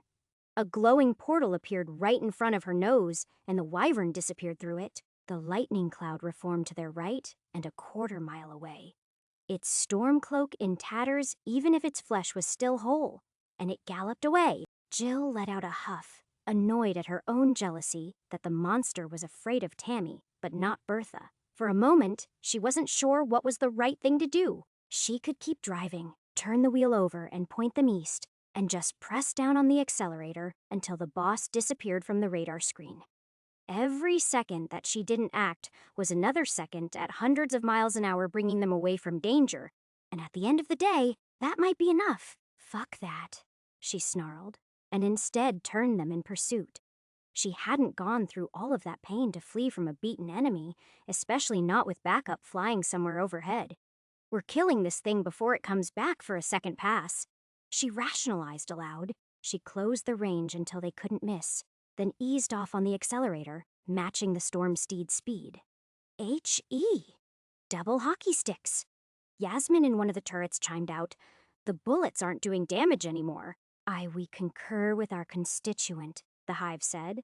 The monster has become purely cloud. This pony is such a pain in my godam tits, Jill said. Ideas? Switch weapons to flamethrowers, a man said, still blind. Boil the cloud away, and if that doesn't work, switch to phasic ammunition. Most of the flamethrowers were backup weapons, made by the crafters in Bertheville's workshop from whatever fired and aspected magic items they could scrounge together and left in the back of the turrets in case of close den range emergency. None were high Zan level items that would normally be a threat to a level Zoshirar boss, but any weapon mounted in Bertha's turrets was boosted up to the stats of an uncommon weapon of the module's effective level. Jill's own level, Yulinin plus E for every power in the module taken. They would burn the steed just fine. And if they somehow didn't, then there was one flamethrower that was definitively not classified as backup, a soul-bound weapon belonging to Dan. It wasn't quite as powerful as Mia's Blossom, because he had sunk far fewer class points into it than she had, but it was leagues above merely uncommon. Changing strategies would be another gamble, because none of the flamethrowers could fire very far. The storm steed had proven to be at its most dangerous clinging to Bertha and sawing away in melee range, and closing to Fry, it would give it the chance to do just that. But even though Mal too had collapsed from running out of mana, there were still semi-or members of the repair crew left in the cab, using their repair powers alongside Jill. Bertha could take a few more hits. Do it, Jill said and floored it. The boss monster turned its head at the sound of Bertha's roaring mana engine, its gaze meeting Jill's. Maybe she was imagining it, but she saw fear there, and she peeled her lips back in what could only barely be described as a grin. The sound of gunfire cut off as the gunners followed her order. Notification boxes tried to appear in Jill's vision as the Adzanon guns were removed, and again when the flamethrowers were installed, but she kept them suppressed. "I'm here," Sam said, breathless from having run to the front of the cab after he'd finished curing the team of gunners. Jill wondered for a moment how low his body score must be, but dismissed it. He didn't need body. He needed spirit to work healing magic. Pink mana flashed as Sam poked a man in the cheek. "Thank you," a man said and blinked rapidly. "We're nearly in range for the flamethrowers," he said, a hint of hunger in his usually stoic voice. Sam spun to Jill, but she waved him off. "I'm fine," she said without taking her eyes off of the chase. It changed its course to try and throw them off.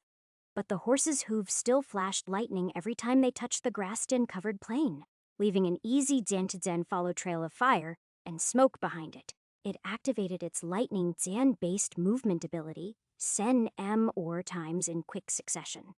But Bertha kept thundering behind it, closing the distance. It only took the truck half a minute to finally close to flamethrower range. A blazing, billowing double cone of fire shot out from the forward turret as Dan pulled the dual triggers on his own, normally backpacked and mounted, soulbound weapon.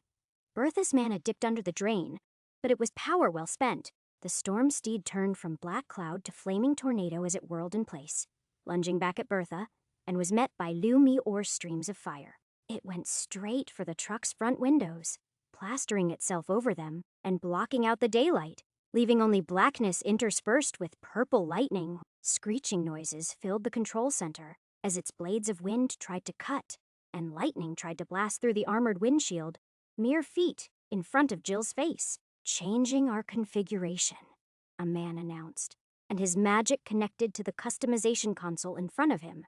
The turret atop the cab shifted forward, as did the forward two on the trailer sides, so that they had an angle to fire at the clinging monster. Jill's face bubbled through her soulbind as the flames washed over the cab, scorching off paint and melting the surface of the crystal window. The combination of monster and friendly fire would have quickly led to a breach anywhere else on the truck, especially considering all the damage it had already taken. But unfortunately for the boss monster, it had chosen the most heavily reinforced part of Bertha to attack. The Fortress of the Throne upgrade to the command module gave the whole cab an independent layer of extra protection, just as strong as the full armor module.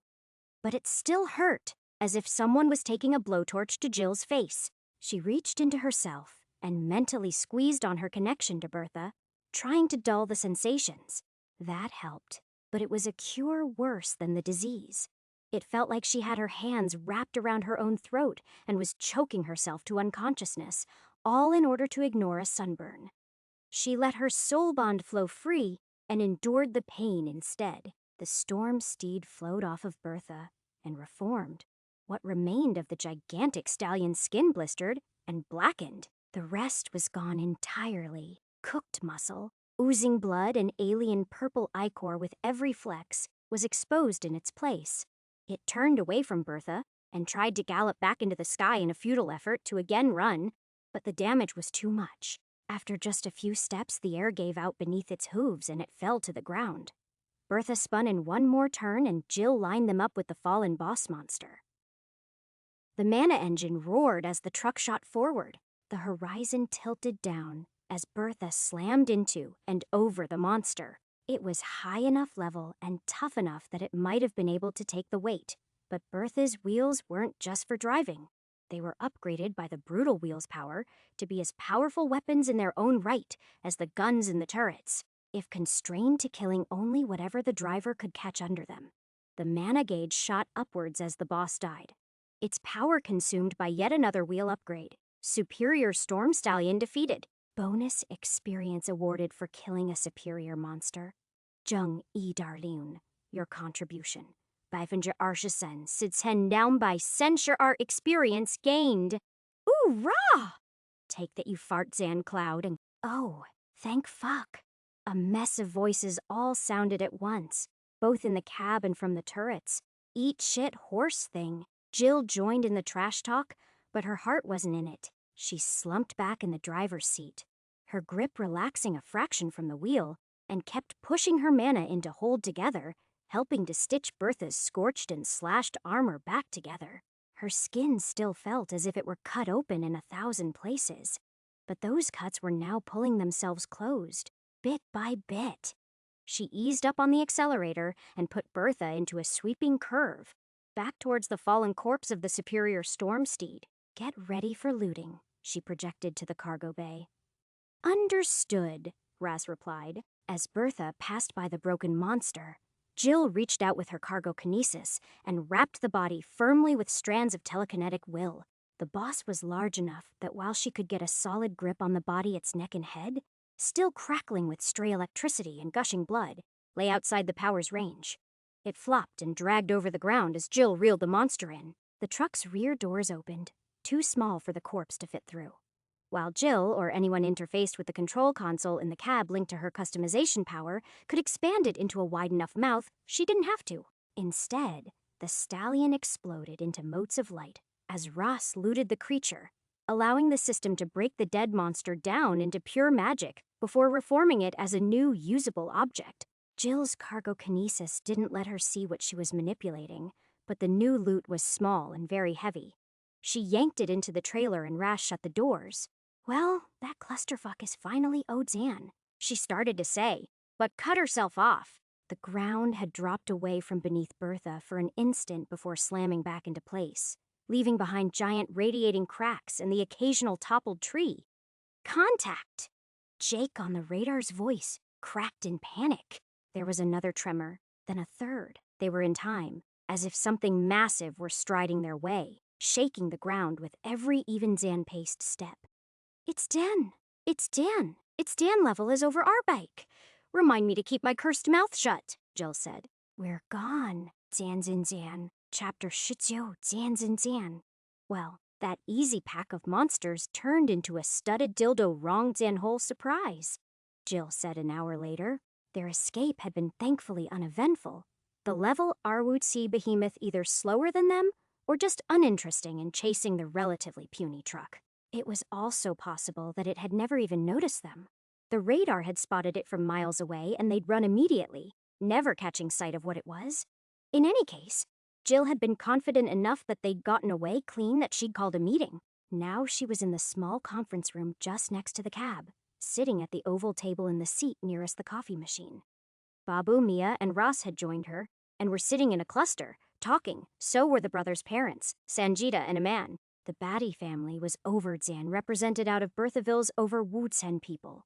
But that's what they got for having the luck to meet Jill early. That, and they kept doing useful things.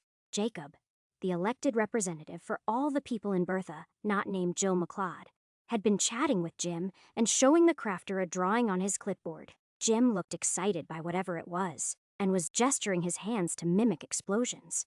Jill hoped the ideas were for outside the truck and not in.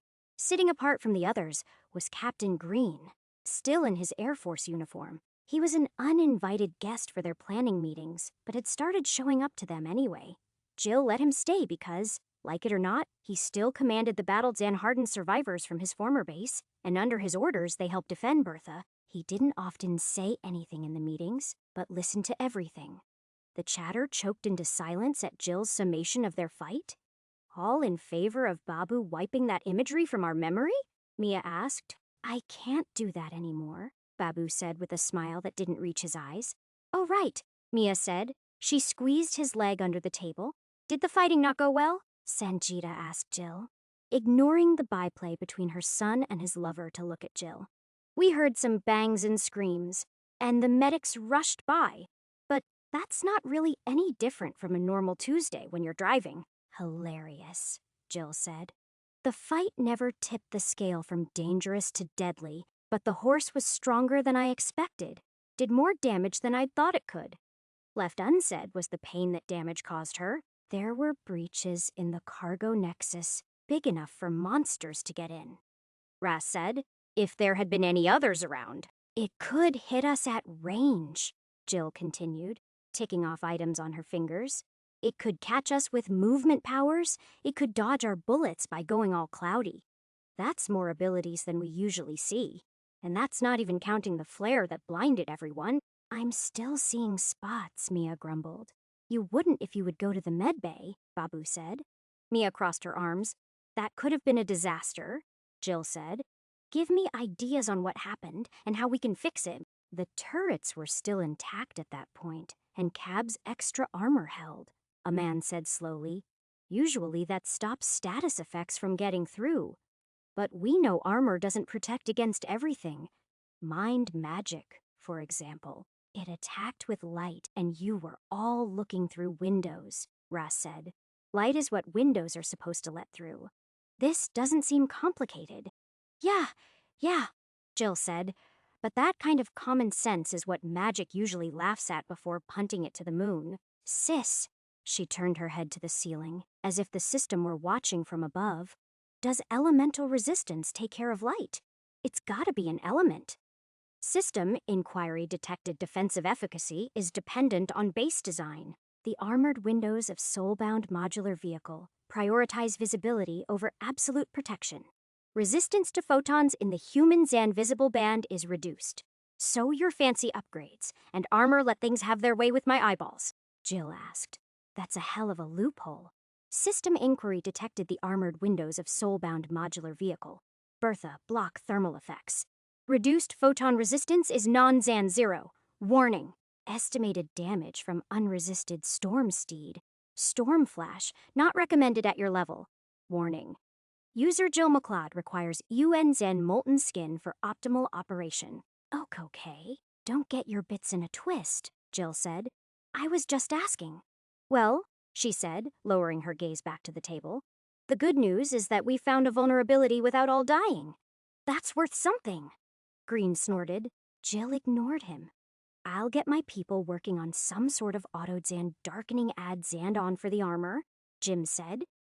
Transition lenses for the truck? Sanjita asked. I call picking out the frame style, Mia said, and grinned. You are not putting fucking sunglasses on my truck.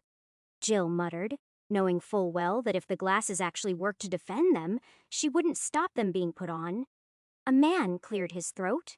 This is a good reminder for all of us. While Ms. McLeod's truck and powers let us fight as if we are at her level, we are not. Where she could shake off the blindness, we were helpless until healed. It's also a reminder that monsters near level e-by-gonsin venasty fucking surprises, Jill said. I know that the loot from the boss steed was Jan. Amazing, Jim interrupted Jill, a hungry look in his eyes. Good enough to make Jim here need to change his pants. Jill finished, but I'm making an executive decision. We're running from anything over level Yelbane, and we're going to be paranoid about anything over level Zosher. For a while at least. Anyone object? No one did. Right. So what else about that fight stood out? Jill asked the table. We needed all those accuracy buffs at the start of the fight, not after we learned we couldn't hit squat, Mia said. I did notice you pissing Bertha's mana into the wind-up there, Jill said. A man. Let's change our usual strategy and use accuracy. First, switch to damage or rate of fire increases when we know we can hit. We can't do that too much, Babu said. The band spells are a little different. They have higher upfront costs than other powers, but the cost to sustain them is lower. They can play the same kind of thing, all fight but too much switching and they'll run out. Good to know, Jill said, filing the detail away. 1 or 2 changes is fine. Babu gave a hard nod. Then accuracy first is still the plan. She took a sip of over-Zan strength coffee next. A man cleared his throat. The gunners didn't swap out the moment they were blinded, he said. That's the whole purpose of having backups there, rather than helping to defend in case monsters get inside. The Hive mind is usually better than that, but not this time. She eyed Mia, who was most often a part of the collective intelligence formed by whoever was manning the guns at the moment. The heavy gunner pulled a face. You're giving us it too much credit. It seems like it's its own person because it turns out that when you shove T-brains together, things get weird. And, in some ways it is. But in others, it's just us. And if all of us just got our eyes seared off, then we're not going to be thinking rationally. Procedures and training will fix that, Green said, breaking his silence. Both as part of the group and as individuals. The soldier makes the unit. A man nodded. The captain is correct, he said. Jill looked into Green's eyes. Are you willing to work with Coach, the former gym teacher, now organizer of the gun cruise, preferred to go by the title rather than his name and set up that training. He thought for a moment, then nodded. I am willing to share that knowledge. Yes, he said, and leaned forward. A question for you, Ms. McLeod. He paused dramatically. Against all odds, we've crossed the rift. How does that impact your timeline moving forward, in particular with regards to getting my men back into action? We keep moving east, same as before, and drop you off at the first suitable place, Jill said. Only it looks like we finally might be over the hump. How so? Green asked. We're moving faster, a man said. I checked our old Dan world position right before the meeting. We've made as much progress in the last Sensaushire R's as we did in a day before crossing the rift. You got a new propulsion upgrade? Babu asked hopefully. Nope, Jill said. It's that space gin stretching fuckery going down. There's less magic away from the rift, so less ground to cover to get where we need to go. Oh, Babu said, disappointed. And how does that speed translate into us reaching civilization? Green asked. Again, I'm eager to get back to a friendly force and move out. Jill held herself back from an acerbic question about Bertha not being good enough for him. Green had been upfront about his independence and that of the former Maelstromers. They didn't owe her anything, not really. Sure, Bertha had pulled them out of a bad situation, but they would have done that for anyone. And Jill wasn't going to try and keep anyone in the truck by force. That depends on who is where, a man said. And if the mana density keeps falling at the same rate as it is here. But, he paused, closing his eyes to recall his road atlas. We're in the middle of expanded nowhere right now. Maybe 2 days of driving north of the ruins of Interstate Josha Sid. We can follow those pieces to Fergus Falls. There should at least be a National Guard station there. Will that cost us time? Jill asked a man. A bit. It depends on if the mana does what we expect. The rift cut north to south, so the farther we go east, the less real ground we'll have to cover when we cut south. In theory, then that sounds like what we should do. The highway's too broken up to help us go faster anyways, Jill said. Does Fergus Falls work for you? She asked Green. Assuming anyone is even there. He nodded. Perfectly, thank you. That wraps up my stuff, Jill said. Anyone want to bring something up while we're all here? I have something, Jacob said. He grimaced. There have been a string of disappearances. I think the murderers have struck again, this time with a whole group. Jill's blood ran cold. How many? When did they go missing?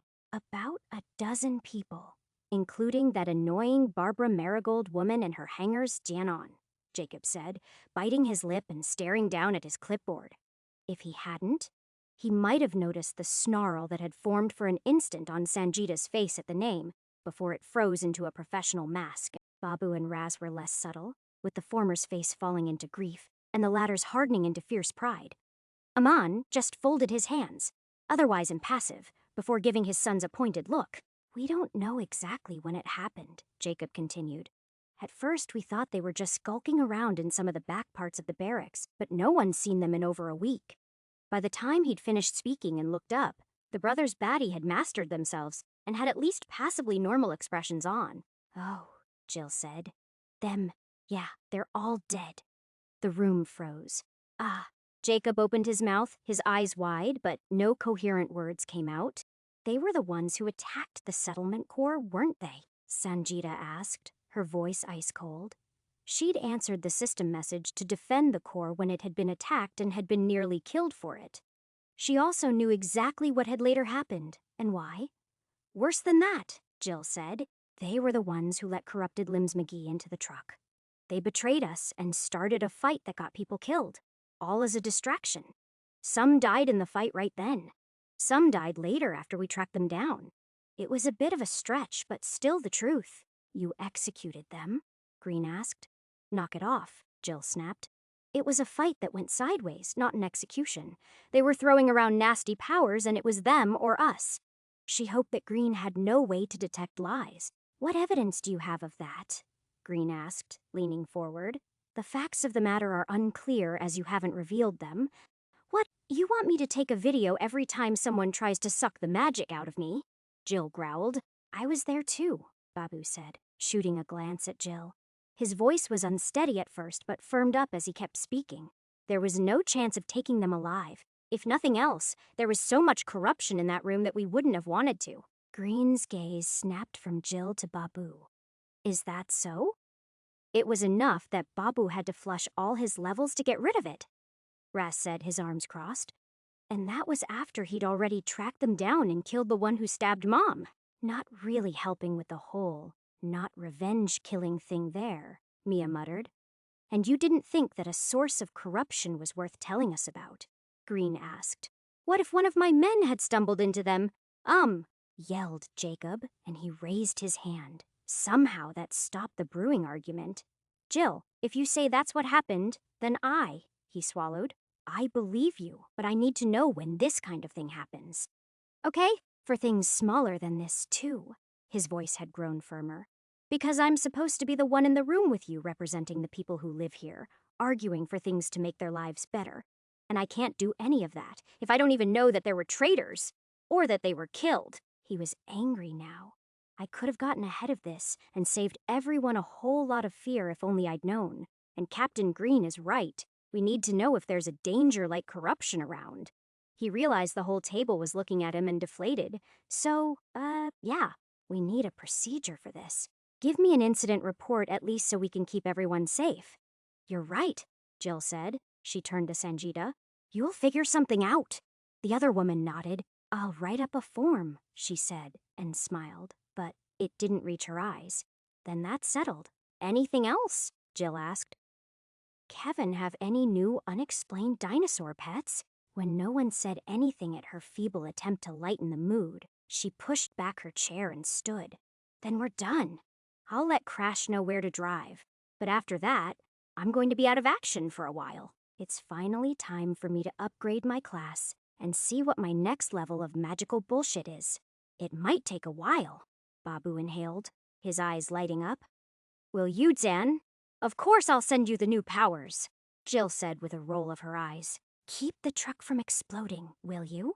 She said to the room at large, then turned and walked out. The door to her own room, created by the habitation module and identical to hundreds of others, was next to the meeting room, across from the back entrance to the medbay. The layout, designed by a man, gave Jill immediate access to the cab in case of an emergency. It also kept her at arm's length from everyone else, something she both appreciated and was uncomfortable with. She opened the door, only to yelp and jump back as a miniature avalanche of foots and tall-potted, monstrous sunflowers tumbled out, each chiming happy bell sounds at her. She picked up one that had landed on her foot and examined it. That's new, she said to herself. The bright yellow petals were shot through with glowing silver lines that danced and pulsed like an aurora. She pushed a little bit of her magic into it, and its identification box popped up in response. Smiling, Rift Flower, Level should see. She leaned back over to the conference room and stuck her head past the door.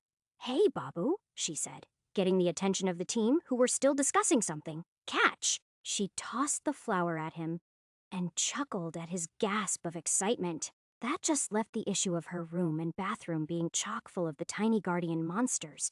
All of them, waving in the shifting mana flow, in what would be a friendly way, if it weren't for how tight and packed they were. As it was, they formed a tangled and heaving mass of stems, leaves, and petals that Jill really wanted nowhere near her while she was sleeping. She could clean them out by hand, but that would take too long. She sunk herself into Bertha, getting a feel for the room, the metal of the floor and walls, the almost too Zan soft bed, the much Zan abused coffee machine. A twist of her will, and the window in her tiny bathroom snapped open, exposing the wide blue sky of Bertheville's kilometers in across. Spherical dimensional bubble. The floor of her room rippled and heaved as she made it chuck all of the flowers, except for the prime progenitor mother that sat on a shelf above her toilet, out into that lean gravity open space. The chiming of the flowers grew in intensity, and to Jill's astonishment, they began to organize themselves. What had been a tangled mass slowly pulled apart into a line, which drifted out towards the edge of the bubble. That was either going to go well or become some sort of horrible complication. Either way, it was a factor for another day. She took the few steps over to her tiny bed and fell back onto it, closing the door with her mind rather than her hands. Within seconds, a tortoiseshell cat hopped onto her lap and started kneading. Where in the Pope's left ball did you come from? Jill asked it, sure that it hadn't been in her room a moment before when she was sensing through Bertha. It leveled a look that communicated quite clearly that she was an idiot for asking that question, and that she was lucky to be blessed with feline companionship. Then it turned around and kept kneading away, tail raised and asshole staring her directly in the face. Jill just sighed and turned her gaze to the ceiling. She gave herself a few seconds to unwind from the fight, from covering up Babu's possibly justified, but most definitely insane killings, and from running a meeting. Then she got back to work. "Oh, sis," she said aloud, "show me that new class one more time." She had unlocked it just a few hours before. After going through the rift, at the time it had looked amazing, but she had to be sure. Legendary class evolution unlocked. Trucker of the Infinite Road. You have taken your vessel where it cannot go, sailed the infinite depths of magic itself, and lived to tell the tale.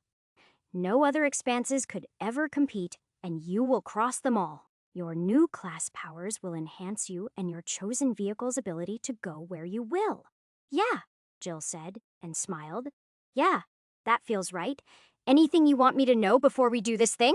Class evolution substantially transforms the user's body. Full unconsciousness is recommended. What? The normal pants creaming isn't enough to cover up the pain. She had already turned off the addictive sensation that accompanied leveling, to her occasional regret. Full unconsciousness is recommended. Jill scritched the now-Zan settled cat. Fine, she said. She shut her eyes, only to snap them open a second later and glare at the ceiling. Transforms my body. This better not give me superhero boobs, or I swear to God, sis, I will find a way to hurt you. There was no reply. Ah, fuck it.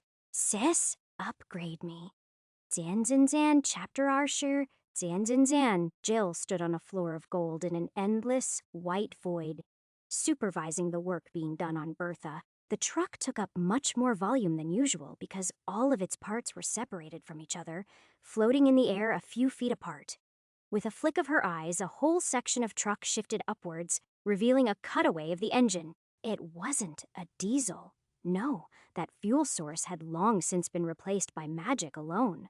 But Jill knew that the engine was inefficient, wasting much of the magic that it sucked in.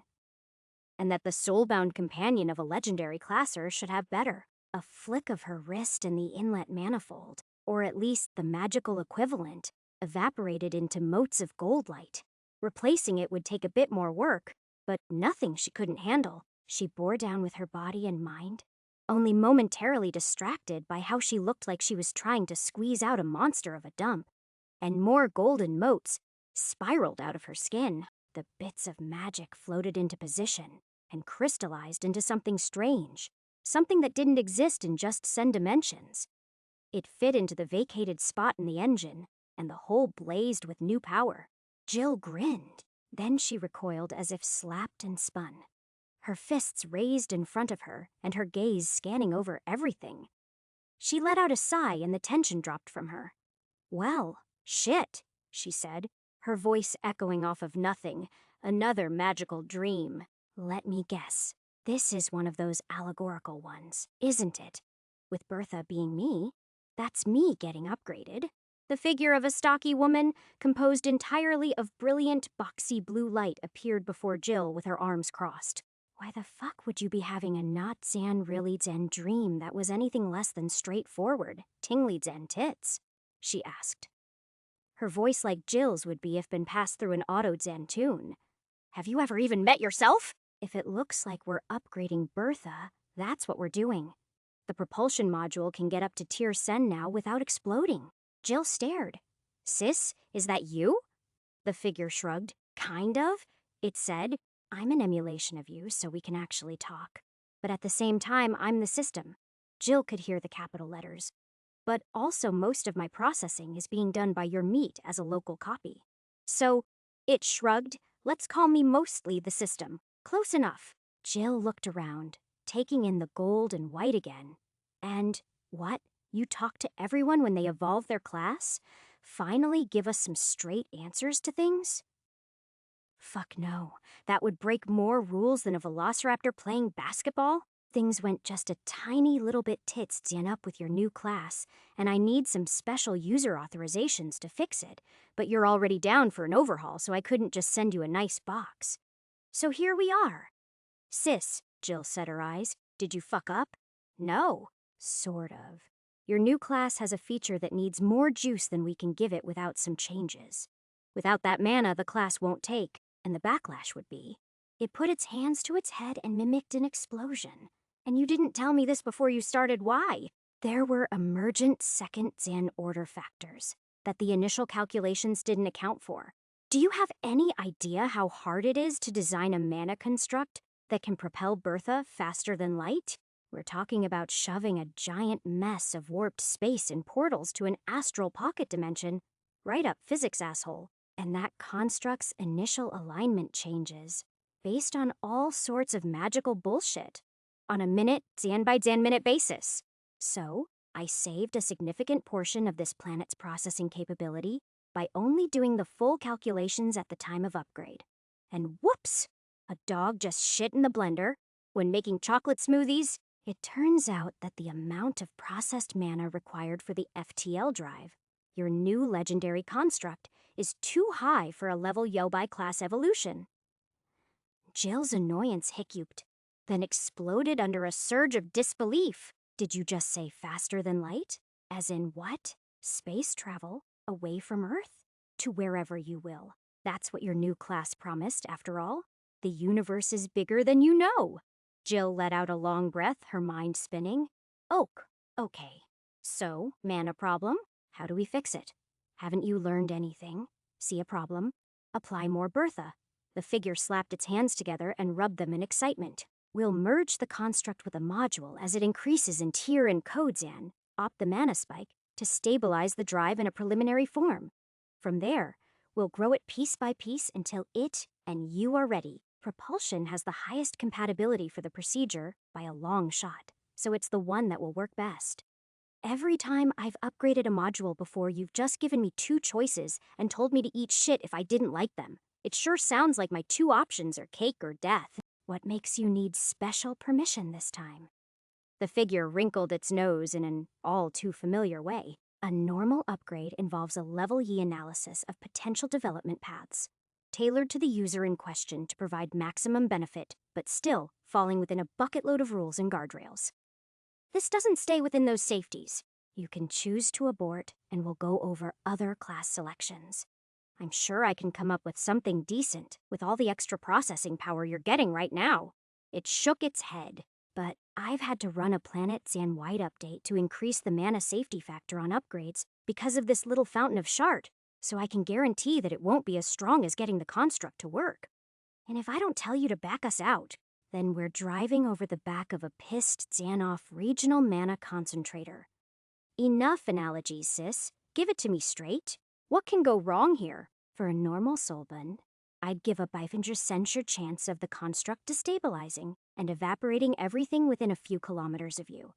But you and Bertha have a bond at least 3 standard deviations stronger than normal. I'm confident that in the Bifinger Yi chance of catastrophic destabilization, I'll be able to catch it without much collateral damage outside of a Scherdzan meter radius. We're also overriding all the usual Tier Sen propulsion upgrades, the figure said, then gave a self-dance satisfied smile. Some are pretty cool, if I do say so myself, and missing them is a downside too. But it bit its lip and shuddered in a way that Jill found disturbing coming from a clone of her own body. You'll like what you get instead. Yeah, what are they? The system's face went rigid, and it answered in a voice that sounded like a blue notification box. Abilities are revealed upon being unlocked. It then rolled its eyes. Jill made a mental note to tell Babu about the system's dual personality moment. So? The question is if I trust you enough to go for it? We've been over this before. You know I do. If you say there's a pot of gold on the other side of this shark bow, then I can't fucking wait to see what it is. The figure smiled and for just a few seconds seemed immense, as if what had only been a shadow in the water had turned out to be a vast whale. Then the moment passed. Jill swallowed. We, need to buy the rest of the upgrades in propulsion to get it ready, right? Which are those again? The system recited its response. Outriders, Wufenjerlin, gain the ability to designate vehicles, each up to Launsenba by Gondi in mass, as Outriders. Outriders gain Beifengersure of Bertha's armor and durability as additional defense. Their maximum top speed is set equal to Bertha's if it would have been slower. Each rank allows for Idern-C additional Outriders. It coughed and pulled on its throat, stretching the transparent, not Zan's skin unnaturally far. Just as Jill opened her mouth to tell the system to purchase them, the world around her spasmed. Waves of pulsing, swirling light crashed in from all directions, constricting her one after the other before they sank into her. It was like a warm tub sinking into her, instead of the other way around. Then it was over, and the only sign that anything had happened at all was a rippling, circular wave in the gold floor, rushing away from her to infinity. What the shit was that? Dawn, it said, and your morning cut of everyone's daily XP bonus. Bertheville's grown faster than I'd projected. That's good now. You were about to say. Right, Jill said. Do what we need. Take Wu ranks in Outriders and merge the, FTL drive into propulsion. Hell yes, it punched the air. See you on the flip side. Then it hesitated and cocked its head to the side as if listening to something. Well, that sucks. Thanks for the heads up. It looked into Jill's eyes, and its gaze grew painfully bright. Sen weeks, day, sen Saoshir hours, and Shitsifen Yut says of. It paused a few moments, then snapped its fingers. Now! Jill's eyes snapped open. For one wonderful moment she was in her bed, feeling utterly fantastic. Then the contents of her dream slammed into her. Sis, you snailed in squeezing lazy excuse for a sphincter. What the hell? She asked the ceiling. You're just going to give me a countdown to something shitty and no other details. Really? The only response was a pulsing blue at the borders of her vision. Many notifications all proverbially shouting for attention. She shot a stern thought at them, telling them to get in line, then started reading. Beginning class evolution. Warning. Mana cascade failure imminent. Emergency protocols activated. Local processing suborned. Propulsion Outriders Yijianwu purchased. Propulsion module ready to upgrade to Tier Sen. Incomplete. Construct the Infinite Road has been merged with Soulbound Modular Vehicle Bertha Propulsion Module. Warning. Insufficient available processed mana. Construct the Infinite Road creation. Halted at stable nascent form. Construct primary functions are not available. Tracing mana pathways. Propulsion Module Tier Sen. Upgrades assigned to creating and accessing the foundation of the Infinite Road. Tier Si, abilities assigned to complete the Infinite Road and activate primary functions. Class evolution complete. You are now a trucker of the Infinite Road. Your stat gain per level has changed to Body R Mind Sen Spirit Yi Deferred Experience applied. Note, evolved classes require double the experience points per level as base classes. You are now level Yaolin Ba. You have R class points and Ba evolved class points. Class points can only be spent on abilities granted by the Battle Trucker class or modules of Soulbound Modular Vehicle Bertha of Tier R and below. Evolved class points may be converted into R class points. Your evolved class has unlocked new upgrades for Soulbound Modular Vehicle Bertha. Propulsion and Armor Module Maximum Tier increase to Sen. Maximum Tier will increase to Si at level Yaowulin. A new class skill is available. Abort mission the caster catalog, travel domain, has been unlocked. The Infinite Road incomplete upgrades available. Jill's heart beat faster. She pushed a thread of thought at what was almost certainly the most important upgrade Bertha had ever gotten. The Infinite Road incomplete. The Infinite Road requires vast quantities of mana and is supported by a network of mana collectors and capacitors. Mana recharge rate is dependent upon ambient mana density. Current mana, 1,75,500 leaning in 10. Time to recharge in current conditions, 72 小时, hours. Available foundation upgrades. Mana capacitors, Arfenjerlun. Increase the mana capacity by Yaolin, Liun. Mana collectors, Arfenjerlun. Increase the mana collection rate by Beifenjibai. Mana network linking, Ifenjerlin. link the mana systems of Bertha and the Infinite Road and allow mana to be transferred between the two. The maximum transfer rate is equal to Bertha's mana generation. Available activation upgrades. While the incomplete Infinite Road is not capable of superluminal inversion, it can still create Leon Pasika Artial effects. The mana collectors do not function while either is active. Gravitational Shield, Semfingerline. The Infinite Road's containment field is repurposed as a bubble of sheared space-time that deflects attacks. Subsequent ranks increase the deflection and will cause damage to entities attempting to cross the bubble. Consumes E10 Lundin mana per second from the Infinite Road's reserves. Blink Drive, Semfingerline. The Infinite Road's propulsion system activates and causes a subluminal, extra, dimensional teleportation with a maximum range of E10 mi. Consumes Yaolin Ding 10 mana. Subsequent ranks increase the maximum range by a factor of sheer. Fuck, Jill said softly. She dismissed the box and stared up at the dull metal ceiling above her bed, her mind whirling. She had sentiency by sentia mana of her own, enough that she could cast the few spells she knew over and over. It was more raw power to sling around than anyone else in Babu's fledgling corps of magic specialists, even if she didn't have the needed class powers to use that power well. Bertha had Yobai times her mana, a massive amount, even if firing all the guns at once would drain it all too quickly. This one module was going to, when upgraded, have over 10 times more mana than even Bertha, a small city's worth of Jills, but her and Bertha's mana came back every Schurfenjong Utes. Once upgraded, this would take Arsha Sisaushur hours. More in areas of lower mana density, which hopefully they would be reaching soon.